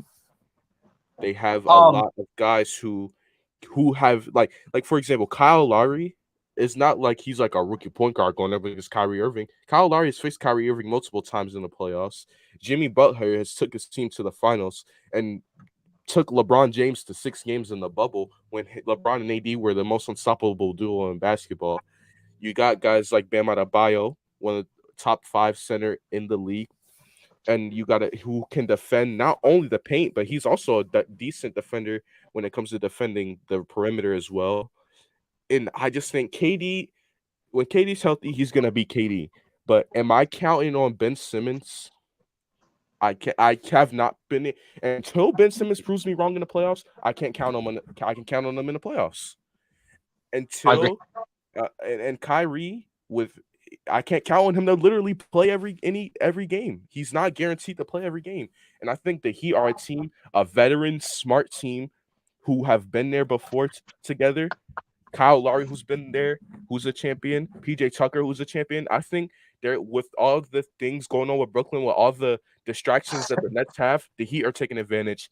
Miami Heat in 6. I know you're like, what? The Nets are a most talented team. They are, but it's too much distractions going on with them for them to make it to an Eastern Conference Finals. I feel like they can win one series, and and next week I still might pick the Bulls. That's how close that Bulls and Nets pick was for me. But I think the noise is going to get to them a little bit too much, and it's going to stop them from making it to the Eastern Conference Finals.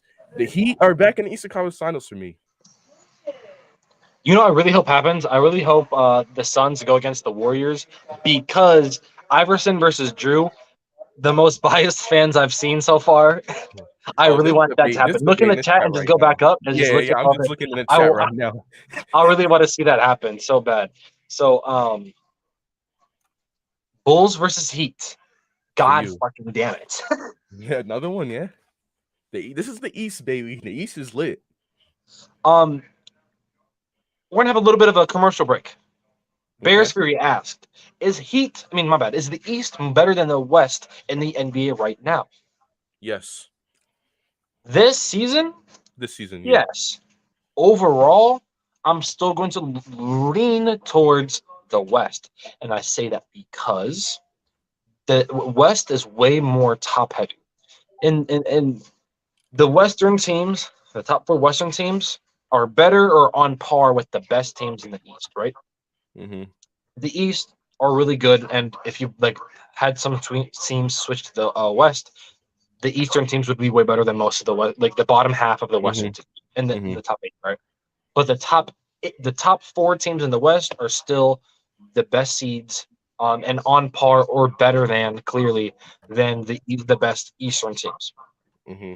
So that's why I'd argue against just putting the Heat as the next best conference. Right now, I think it is, and for the next couple of years, I think it is going to be a very just evenly matched conference. I agree. But Heat versus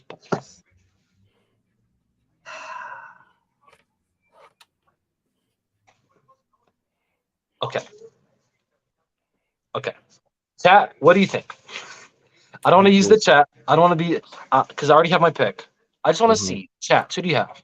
Who are you taking? Bulls versus Heat. The Heat, as of now, as of this thing. Wait a minute. Fuck. We messed up.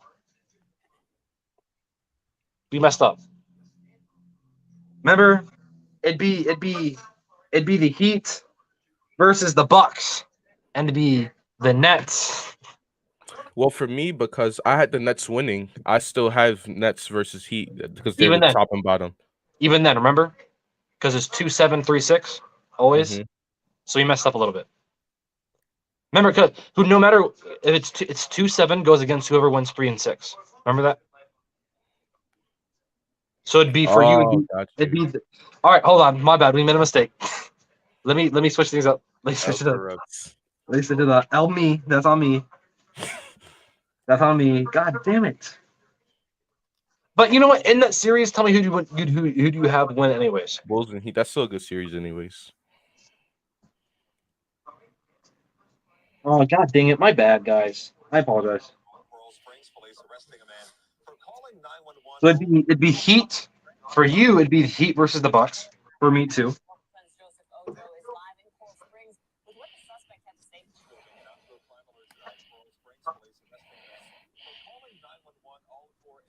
Oh my God. And for you, it'd be the Nets versus the 76ers. And for me, it'd be the Bulls versus the 76ers. Okay. First, Heat versus Bucks. Who we have winning? Bucks and 7. Know what? Bucks and 6. I'm sorry. I don't think it'll go to 7. I think the Heat will give more fight than they did against the Bucks last time, but it's still gonna be Bucks and 6. Oh my God, bro. This Bulls versus 76ers is fucking hard. Okay. So I'm gonna go with 7 because I feel like Chris Middleton's just gonna drop a dookie. I really believe that, Okay. and maybe even Drew Holiday. I really believe that, but I think Giannis is going to persevere, and I really like the Bucks, and mostly it's going to go to 7 just because the Heat are have home advantage.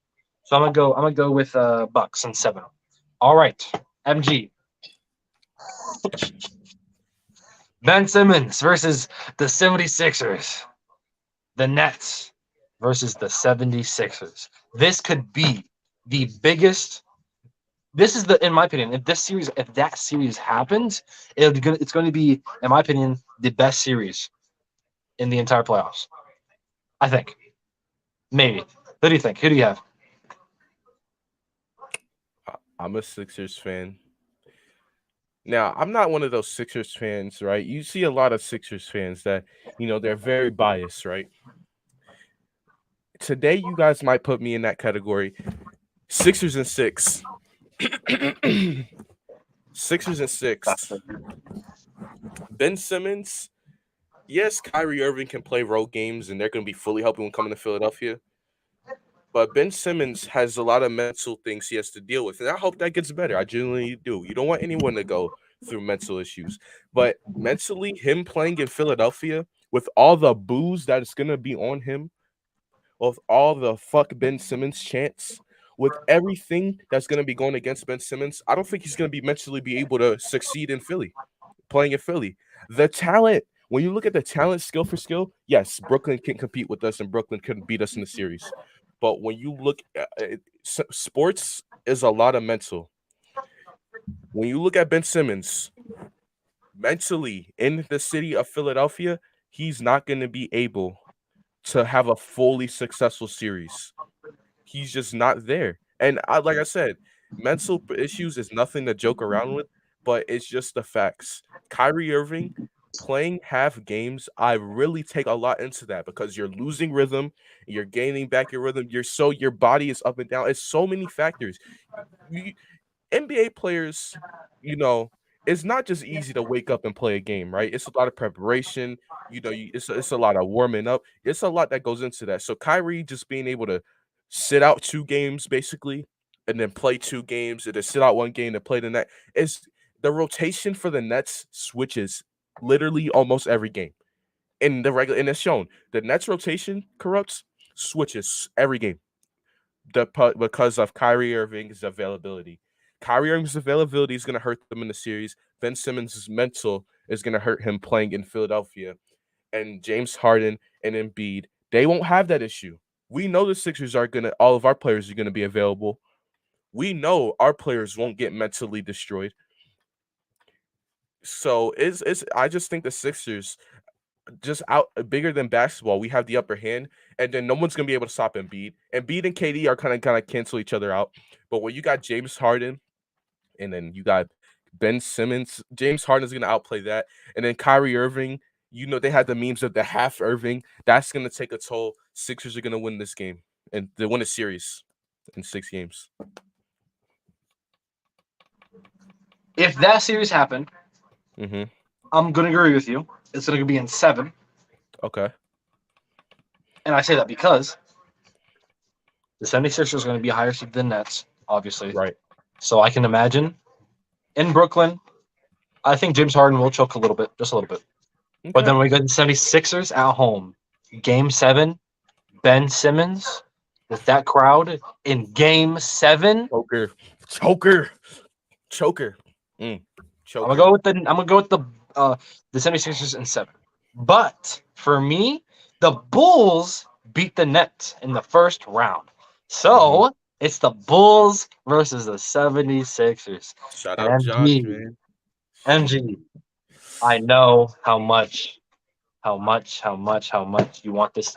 I know that you know that I love the Bulls. I love the Mhm. DeMar DeRozan specifically. Alex Mhm. Caruso, Derrick Jones Jr., Zach LaVine. I like all Mhm. those players, man. And they have my favorite, probably one of my favorite players from this last draft, Ayo I Dosunmu. assume. Mhm. I'm sorry, MG. But I'm taking the 76ers in 6 games. I'm taking the 76ers in this games. And the reason is the Bulls, I think, no matter Joel Embiid and James Harden, that's an insane duo. And I still think Mhm. the 76ers are top 10 offense, maybe even top 5.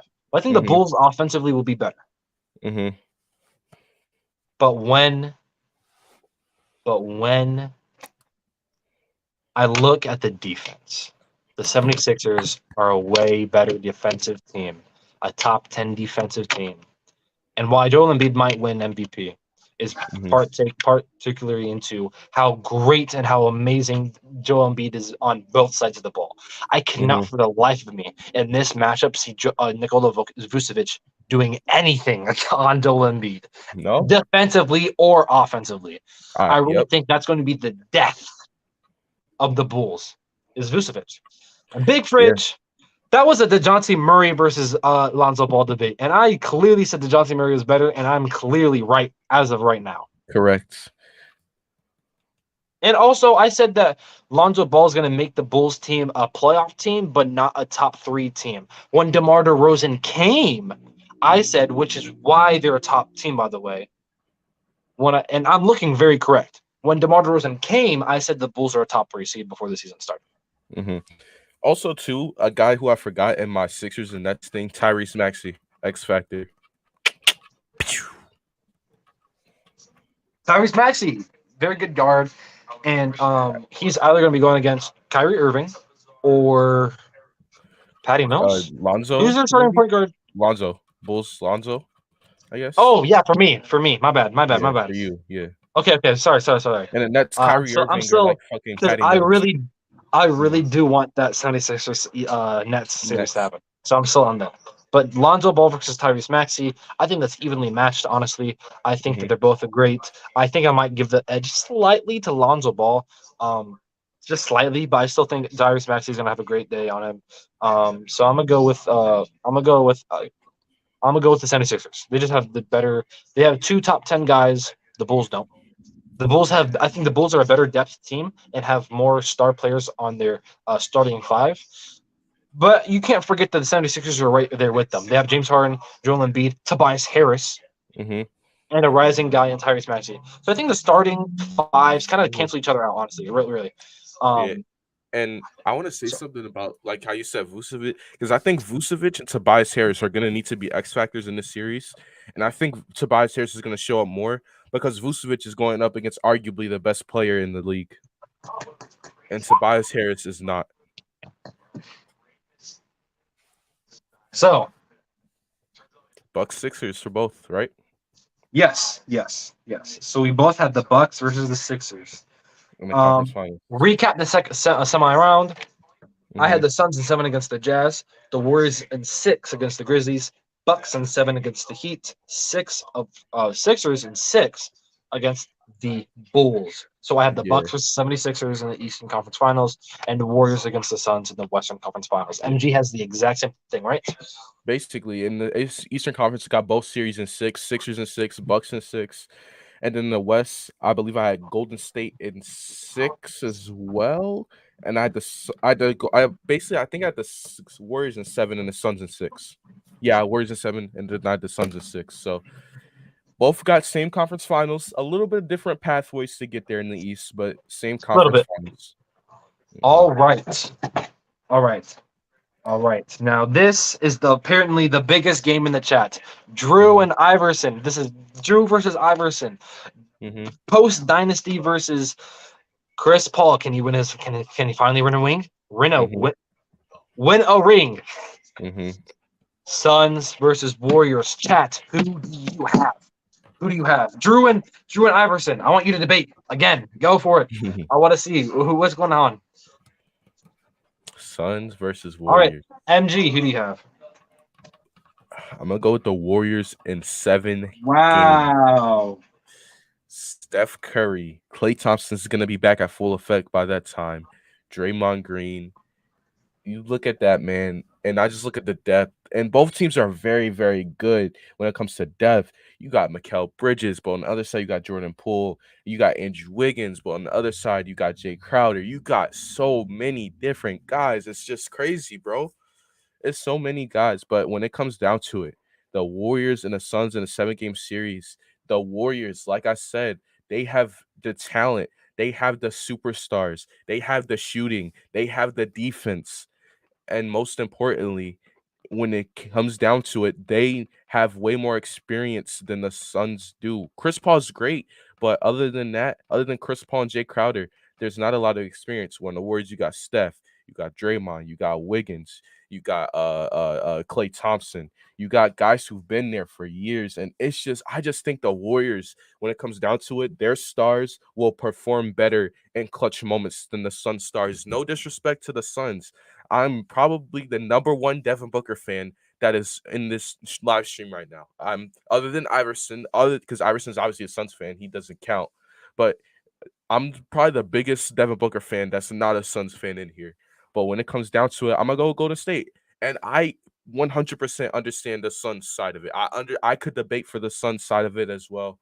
I can debate for both sides. I'm gonna go with the Warriors though. I'm gonna go with the Warriors. Jose Wiseman might be back for that series. Who knows? Who knows? Wiseman is cleared to start practicing and doing all that stuff. But I'm gonna just go with the Warriors, man. I could really see both sides of it. I'm gonna go with Golden State though, man. I'm gonna go with Golden State. All right.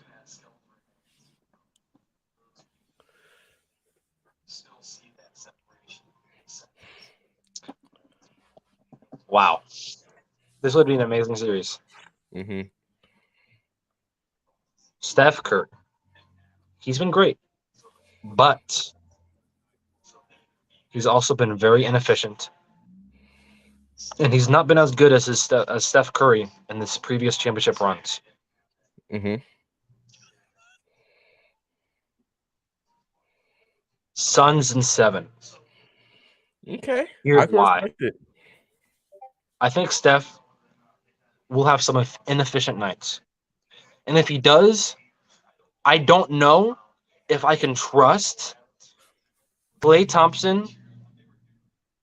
In which it's very scary because Klay Thompson could have a very big night. But the thing about Klay Thompson is just I really can't just I honestly don't think Klay Thompson's going to go back to what he was in previous dynasty runs. He was out for dynasty runs, championship runs. My bad.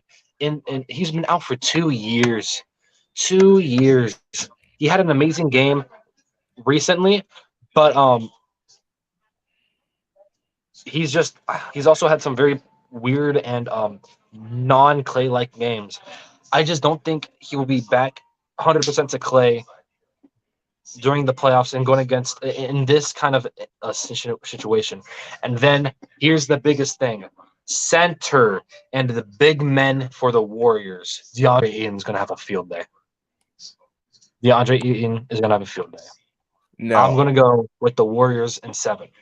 I can see your point most definitely, but Chris Paul is not successful against Steph Curry in the playoffs. He just isn't. History repeats itself time and time again, and that happens in sports a lot. That happens in sports a lot. And look, like I said, I definitely get the Sun side of it, and this is why this is a hard series. And I got this going 7 games regardless of what happens because I think both teams are gonna be built in order to, if one team takes the lead, the other team can come right back. But Steph Curry is always beating Chris Paul when it matters most in the playoffs. It just always happens. It always happens. Steph Curry and Chris Paul, Clippers days, Steph Curry has owned them. Rockets, even though he didn't play that 1 game 7, Steph Curry still has owned them that year. It's Steph Curry against Chris Paul. He just always does it. He always does it. And when you look at what the Warriors can do, if Klay Thompson is back at full effect, then this is gonna be scary for Phoenix because as good as a defender as Mikal Bridges is, as good as a defender as Cameron Johnson is, as good as Jay Crowder can be on both sides of the ball as a role player, when Steph and Clay are at full effect, no one in the league is stopping that. No one. It's just the facts. Not even not even the best defenders in the league. Not even guys like, Drew Holiday, who's a good defender. Not even Matisse Thybulle, who's a solid defender. Not even DeJounte Murray, who's a good defender. No guard tandem defensively can stop Steph and Clay. No wing defenders can stop Steph and Clay when they're on fire. And I believe Klay Thompson by this time should be in a good enough rhythm. Steph Curry owns Chris Paul when it matters most, and I'm gonna go with the Warriors because of those reasons. The biggest thing I'm scared of, as far as the Golden State side of things, is that I think Ayton is gonna dominate Looney. The Ayton's gonna dominate Looney. So If Ayton tries, because sometimes Ayton has a lack of being aggressive this year, but if Ayton is aggressive, he can definitely dominate Looney. So the funny thing about you saying that he owns Chris Paul is that Chris Paul, when he was with the Rockets, looked like he was going to beat the team. The Rockets looked like they're going to beat the Warriors until Chris Paul went down with an injury. No, yeah, I did. I brought that up. I said, yeah, he was out there. Oh, I was gone. Yeah. I was gone. Yeah. But I respect your decision. The Warriors can easily win. I have the Suns in 7, and literally home field advantage, home court advantage. Home court, yeah. That's what I have. That should be an amazing game. I honestly hope we can stream every single one if we have the chance. Yeah. Bucks versus the 76ers. Who do you have, Mr. M. Jizzle? I'm trying to not be biased so bad, bro. And the reason why the bias, not even as a Sixers fan, but the fact that this is Hayden's team, is really what's getting me, bro. I do not want to lose to him, bro, and I'm really trying to not be biased. As I'm gonna look at it, not only from our last matchup against the Bucks a few days ago, but from just what I know. Giannis and Embiid are going to cancel each other out every time most of the times they play, or we can go off the last game for example. They pretty much kind of cancel each other out, even though Embiid got the last laugh. It was up to Tyrese Maxey and guys around us to step up as a team, and Chris Middleton was not good against us. I think it's going to come down to our second, our third, and fourth options. Embiid and Giannis are going to be great, but corrupt. Maxey, Harden, Tobias, and then on their side, their players outside of Giannis is Holiday. You got Middleton, and I guess you can say their next best is Bobby Portis, Brooke Lopez, whatever. I trust our guys outside of Embiid more than I trust their guys outside of Giannis. And I am going to go with the 76ers in 7 games. I know it obviously is going to come off as biased, but truly, and I definitely see a world where the Bucks win. This is definitely not. I'm not going to say this is an easy series for us, but when I look at and beating Giannis, they're going to cancel each other out. Both are going to have 30 and 10 at least almost every game this series. But when I look at the guys around the Embiid and I look at the guys around Giannis, our guys are better around Embiid than their guys are around Giannis. I trust Harden, Maxey, and Harris over Middleton, Holiday, and Portis. That's really what it is going to come down to. And I think the Sixers role players will step up more than the Bucks will. Sixers win in 7. This is tough. This is really tough. Giannis and Embiid do cancel each other out.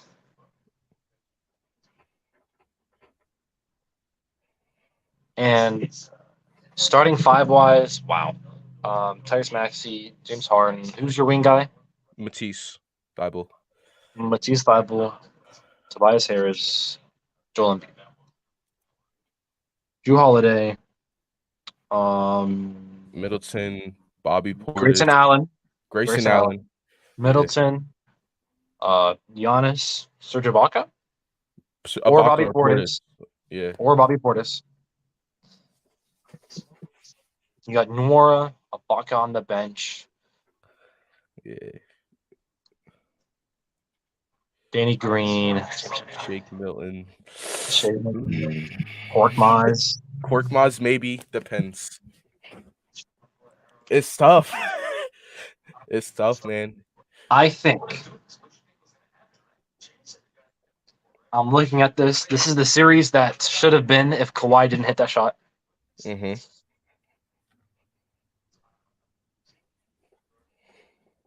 James Harden. Chris Middleton. Now I'm gonna be real. Before you go, both guys have had some downfalls in the playoffs. Middleton obviously won a championship last year, but in all reality, Middleton before last year was not the best playoff performer. Who's your coach, MG? Doc Rivers and Mike Budenholzer. Doc, Doc Rivers. One championship. One Versus championship for each coach. I mean, this is as even as it probably gets in the East, probably, man. because I have a certain storyline that I'm building, Mm, and because I think that this certain player, this certain foreign player, is oh, going to be go the get now the both of them. best NBA player in the NBA. Oh, I know who you're going with now. I have the Bucks Yep. beating the 76ers in 7 games. And I This think is going to be this could be the best playoffs the NBA has had in a while. Gonna be completely I honest with you. agree.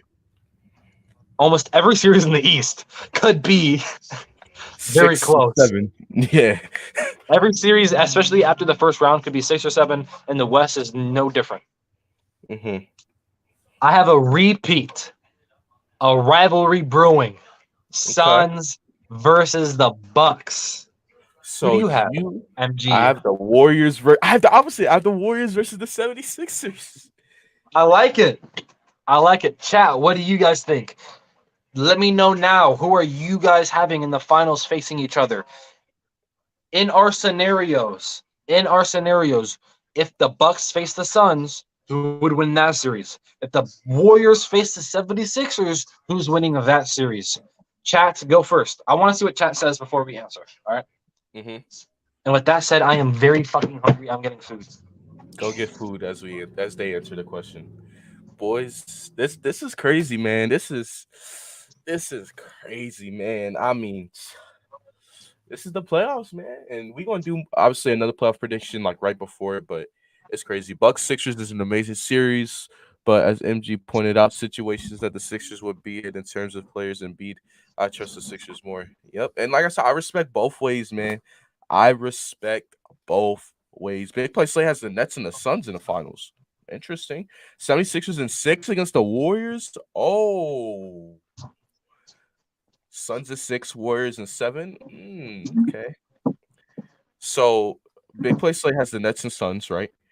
Jose says 76ers and 6 against the Warriors. I don't even think that.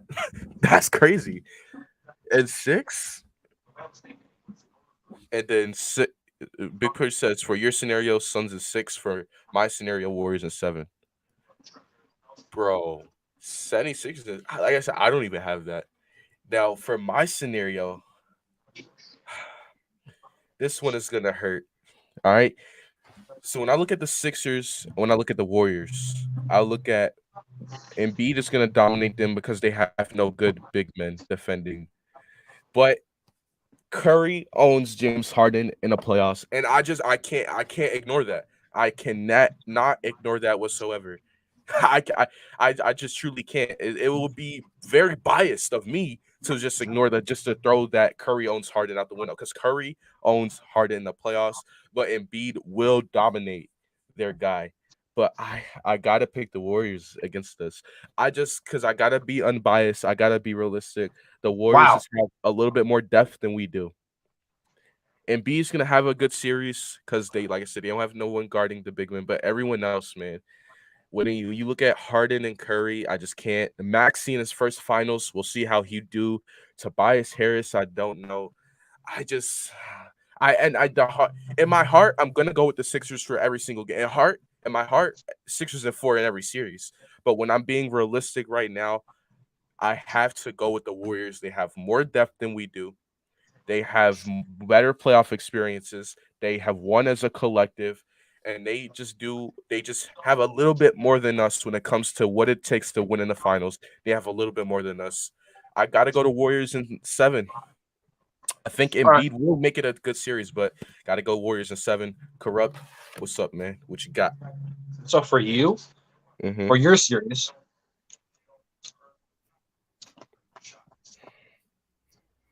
uh, I'm gonna have Warriors in 7 also. I agree with Okay. everything you said. I think, I think, I honestly, God, think that James Harden, low key, Klay Thompson could clamp up James Harden. No cap. And it's happened in the playoffs before. That's why, And honestly, I just can't. I just can't see the 76ers winning in that scenario. Mm-hmm. In my scenario,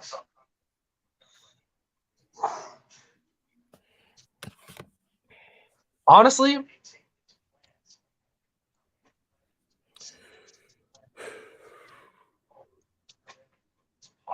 God, Giannis Antetokounmpo. What That is is the the thing second? that separates the just. You look at the team, both decently depth, have championship Mm-hmm. esque players. Serge Ibaka, um, everybody on the Suns, literally everybody on the Suns, Mm-hmm. besides Bismack Biyombo. But Giannis is a top 3 player in the NBA. The Suns don't have that. But what the Suns do have is is Devin Booker, Chris Paul, DeAndre Ayton, and Mm-hmm. they've added guys in the buyout market. Bismack Biyombo. Mm-hmm. They have Jake Crowder again. Got rid of Jalen Smith. Torrey Craig. And when I look at the Bucks, there is one person that's going to ruin this series and have the Suns win in 7. Chris Middleton. He's looked not like an all-star this series. I mean, this season. He just hasn't, in my personal opinion. Honestly, I'd Mm-hmm. argue Drew Holiday's been better than Chris Middleton. I will I'm going argue that to as well. have the Suns in 7, a close 7. Torrey Craig did get traded. Thank you for that. But I'm having the Suns winning 7. Okay. And setting up for what could possibly be one of the best rivalries in NBA history, Suns versus the Bucks. I'm having Bucks in 7. Chris Paul gets his first ring. Giannis is an amazing guy. Honestly, bro, Giannis, the way Giannis plays in this series, Giannis might win, could win MVP just because, even if he On the loses. Was you talking about Jerry West or something? Nah, he wouldn't do that. I'm going to Devin Booker wins Finals MVP.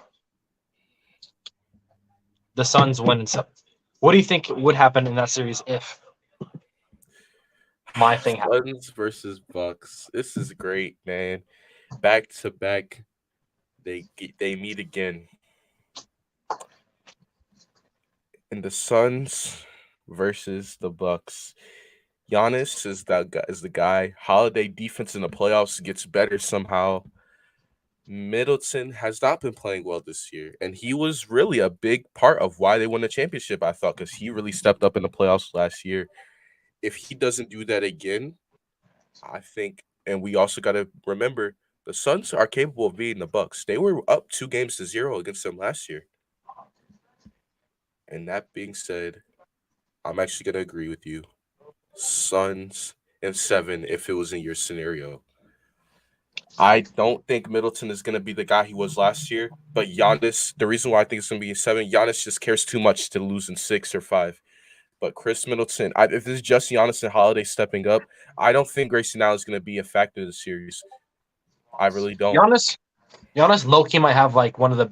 Giannis is gonna have, and here's the thing, right? I think Chris Middleton is gonna be bad, or not gonna be bad. He's gonna be inconsistent throughout the entire playoffs. Mhm. I think Giannis might have one of the best playoff runs in NBA history by a player, but the Just Suns have lose. just been, in my opinion, the Suns have just been the better overall team this season. They look better than last season. Mhm. And I'm building in my head, and this is a little bit biased because I've been building this up the entire season. I really, really want the Bucks versus Suns storyline. I can just imagine it. And I really, really, what I really want this to happen is Bucks versus Suns for a third year in a row. I know everybody's gonna get tired of it. I don't give a fuck. Mhm. I really would love to see a Bucks versus Suns trilogy to Mm. see who finally wins best of three. I really want to see what happens in that scenario. But All right. in this duology, that's Suns versus Bucks, I'm gonna have the Suns and the Bucks tying 1-1. Okay. What do All you right. guys think in the chat? Yeah, what everyone thinks. So that was our playoff prediction there. Had some NBA playoff talk, did our awards prediction. That was like the awards prediction was like the main event. And we kind of went on to talk about the playoffs as well. Had some fun this stream, but make sure y'all drop your thoughts here before we get out. But Yeah, it's we're gonna gonna be a leave fun like 10 playoff, minutes. man. Yeah. But man, it's gonna be crazy, man. I this might be one of the best playoffs ever, bro. For real. This might be one of the best playoffs ever. I agree. And this is crazy, man. Like I can't wait, man. I can't wait. Gio says I want Bulls versus Suns rematch from the 1993 That finals. could be amazing. Ooh, that could be interesting. Bucks Suns rivalry. That sounds fun, says Jose. Okay. Yeah, I like it, man. But make sure y'all go subscribe to Grub's channel. Link in the Thank description. you. So go check that out. So yeah, can I plug in a little bit? Go for it. I'm going to be dropping today. I'm gonna be trying to drop an All-Star recap. Tomorrow I have another What's Going On. So please check that out. I like it a lot. And I'm going to also try to make a mid-season awards video. Just like this, but by myself. Mm-hmm. Just talk about who I think's gonna win, which is obviously you guys know already. But please check it out. I'm gonna have a lot of content. Hopefully, I'm gonna have more content than just basketball. I'm going on a Miami trip. I'm going to vlog that. So hopefully you guys are interested in that. And thank you guys. Please hit that subscribe. Yes. But let's see what the And comments say. What's up? college basketball and college basketball. Yes, college basketball is gonna be big for us. Yes. And Both apparently on both channels. Both channels. Isaiah says he wants to get in on college basketball too. So we'll see. You might see the three of us team up for some games. Big Fridge, that is crazy. That is a crazy. Oh my god. But he said he think the T-Wolves make it out the first round. I don't think so. Carl Anthony Towns, if he did that, Carl Anthony Towns would put himself in a different tier. He really would. Wow, yeah, he would. Big Play says let's go Auburn. Oh, for college basketball. War Eagle. Jabari Smith is the GOAT, bro. He's fire. I forgot you and Big Play share Auburn as like a team. Yeah, can't wait for football season though, right? TJ Finley, yeah. Yeah, we can't wait for the USFL. Bro, y'all gonna blow us out again. On God. Not again, but y'all gonna blow us out. Like this might be one of the worst Auburn teams I've ever seen in my life. Like honestly, can't wait. I can't. All right. Iverson says Chris Paul 2 months off, never does. So maybe he has fresh legs. Yeah, we'll see. Big Fridge, I think I've changed a lot on Chet Holmgren. I think he's definitely NBA ready. I don't think he's going to be as good as everybody is advertised. I don't think he's going to be a superstar, not at all. But he's definitely going to. I do believe he's going to be one of the best centers in the league. I wholeheartedly. I think he could be top 10 center. Big Play say I disagree with you. Coastal Carolina season is on the horizon. Yeah, you gotta. If your college team sucks, go to Coastal Carolina. Grayson McCall. Best quarterback. This is his farewell tour, bro. This is his farewell tour. Definitely got to go. Farewell tour is this year, bro. Oh my god, I have to watch every single game, bro. Yeah, now I'm definitely probably gonna watch every single game actually. Yes, Chet Holmgren is gonna be a great center of the league. I agree. I've changed my mind a lot on him. Bro, Chet Holmgren becomes a NFL Hall of Famer, bro. We can say we watched him first. We knew it before. You mean Grayson McCall? Grayson McCall, yes. Who did I say? Grayson Allen? You said Chet Holmgren. Oh, I said Chet. I said Chet Holmgren. NFL? What? Grayson McCall. I mean, Chet Holmgren's a Hall of Famer in the NBA. That's cool too. But you guys get. But Chet Holmgren's gonna be solid. A Chet comparison. A goblin version of Rudy Gobert. A goblin. He looks like a goblin though. Like, look at his face. He looks like a goblin, dog. A comparison for Chet Holmgren. Am I crazy for saying like a younger Kristaps Porzingis, like Knicks Porzingis? a better defender, Kristaps Porzingis. That's a great one. I can see that. Yeah. A way better protector, Kristaps Porzingis. Yeah. Yes, Jaden Hardy is going to be in this draft class, Jose. I personally have him in the 20s as of right now. I guess. Yeah. Kristaps. Yeah. Yeah. I can see that. Yeah, I can see that. Most definitely. Most definitely. Bro, tell you, when this college basketball stuff come out, bro, I can't wait. I can't wait for college basketball, NBA, bro. It's about to be a fun 2 months because we got March Madness and then March in the NBA because the playoffs, NBA playoffs start in April. And March, that's when you're really gonna find out which seeds are really good, who's gonna be at what seed, kind of right. Like I Yep. obviously some seeding scenarios can come down to the final night, like April 10th.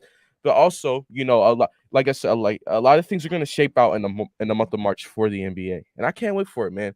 And this channel, I might have content almost every day in March because if I'm not doing the Sixers or some basketball, it's gonna be March Madness, and that's. I'm ready, bro. I am ready for Big for this. Jaden Ivey to the Spurs. Before the Derek White trade, I would heavily disagree. But honestly, best available at this point. Jaden Ivey to the Spurs. Why not? Yeah, Jaden Ivey with DeJounte with Keldon. I like that. That's Donovan sexy. Snow. I like That's that. I sexy. like that. I love Jaden Ivey. He's my favorite player in this draft so far. So Yeah, he's very fun to watch. Very, very, very fun to watch. Yeah, but he has to get better at shooting, Giovanni, you passing, know what? defending, and athletic ability to be on the level of Corey Kispert. Honestly, bro, that's why Dejounte Murray had a better All-Star game than both Zach LaVine and DeRozan DeRozan. Yo, yeah, DeRozan, they He ain't had even 10 give him points. the ball that much. He didn't Yeah, he shoot that had much. 10 He didn't points. shoot that much. Yeah, he didn't. Yeah, so they ain't even give him the ball that much. Big Fridge. Honestly, I see Jalen Duren going to the Spurs. I agree with you. Jalen Duren to the Spurs could very well happen. Personally, I have not seen much of Jalen Duren. I know he's been disappointing, but the potential is there, and he's on a bad Memphis team, bad coach. Jalen Duren could be a very good player, and honestly, we do need front court pieces. I heavily agree with that. So that could be an option for us. I don't hate that pick at all. All right, because all right, so I'm gonna say this here because I'm looking. So here's gonna be the schedule because we don't get NBA again until Thursday. So tomorrow I'm gonna do a live stream. I gotta talk about because James Harden's gonna make his debut Friday, so I'm gonna talk about James Harden. It's gonna kind of be just a chill live stream, just talking. Facts, Wednesday, Rhea. I'm not gonna do anything, but Thursday the Sixers don't play, but I think I'm gonna do the Celtics versus the Nets on Thursday, and then Friday we got Sixers versus Timberwolves. That's what I'm gonna do there. Celtics versus Nets is on TNT, so I'm gonna do that. What's up, Coach Dante? What's up? What's Wait, up? Celtics versus Nets? 7:30 TNT. You need Spurs don't play. You need a Hey, co-host. hey, I wouldn't mind.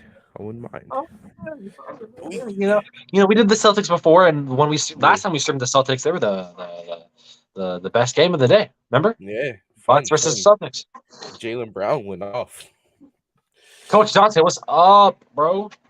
Yeah, but then I put the Giannis song, and then it was like, oh, just over. It was just over because you gotta activate the Greek freak, But yeah, Greek Freak activated. That's like literally a game move. That's like a yeah, power up. Greek Freak yeah, activated. That's yeah. that's a power up, bro. But yeah, so I'm thinking about doing that on Thursday and then Friday. Obviously, we got the Sixers versus the Timberwolves. That's at I 8 wonder like what day. There should be a day coming up, right? Mm-hmm. Okay. Look, check both Friday and Saturday, the week before March Madness starts. If the Spurs and Net 76ers don't play those days, because if they don't, what I want to do is I want to stream us doing March Madness brackets. Saturday, the 26th. Saturday, the Sixers don't play. The 27th. Actually, my bad. I do not have. I'm in spring break after. On the 12th, I'm officially on spring break for a week. I'm gonna March. let you know my spring break. I'm gonna let Yeah. you know that. We'll talk after the stream. Yeah, we'll talk But after the we're stream. definitely gonna have college basketball content on MG with MG. Definitely gonna have that. Yeah. We gotta have some more madness stuff, man. Jose top 3, definitely top 3. It's those 3 Banchero, guys: top 3. Jabari Smith, Paulo Banchero, Chet Holmgren. Those top 3. That's it. Everybody. Yes, sir. But so we have some college basketball content, NBA content with Corrupts and all that stuff. So make sure y'all come support, man. Make sure y'all come check it out. Support his channel as well. He'll have videos coming out throughout the weeks and stuff. Thank Link you, will be in the description, and make sure y'all come check it out, man. But we about to head out of here. I appreciate everyone for supporting. Shout out to everyone who came in the chat today and supported. Shout out to everyone who gave Corrupt a subscription. Shout out to everyone, man. Y'all are the best, man. And Corrupt's sir. getting closer to that 100, man. So make sure y'all get him there. Make sure let's try to help get him there. Let's check out his NBA content, man, and do that. But other than that, ladies and gentlemen, Corrupts, you have anything else to say? DeJounte Murray is God, and he's better than James Harden. What? Oh, that's funny. Anyways, ladies and gentlemen, Thank you. what's up? I actually have something. Thank you everybody for coming in. This was an amazing Mhm. stream. I love this stream. Amazing. I'm going to timestamp this. So if you want to come back and look at like our predictions and stuff, if MG or I said a horrible dumbass take, you can come back and clown on us. I'm gonna put Yep. timestamps in the after this. Thank you everybody for coming here, and thank you for all the regulars who always come. Thank you everybody. Yes, sir. Yes, sir. Appreciate y'all for supporting, liking, commenting, subscribing, all the great things you guys do. Support the both of us. A lot of content on the way. But it's time to end the stream, ladies and gentlemen. I appreciate y'all, ladies and gentlemen. As we always say, you've been talking sports with MG Nas and Corrupts. Until next time, we are out. Bye bye. And the Spurs suck. We all know this stuff. Come on now. Like,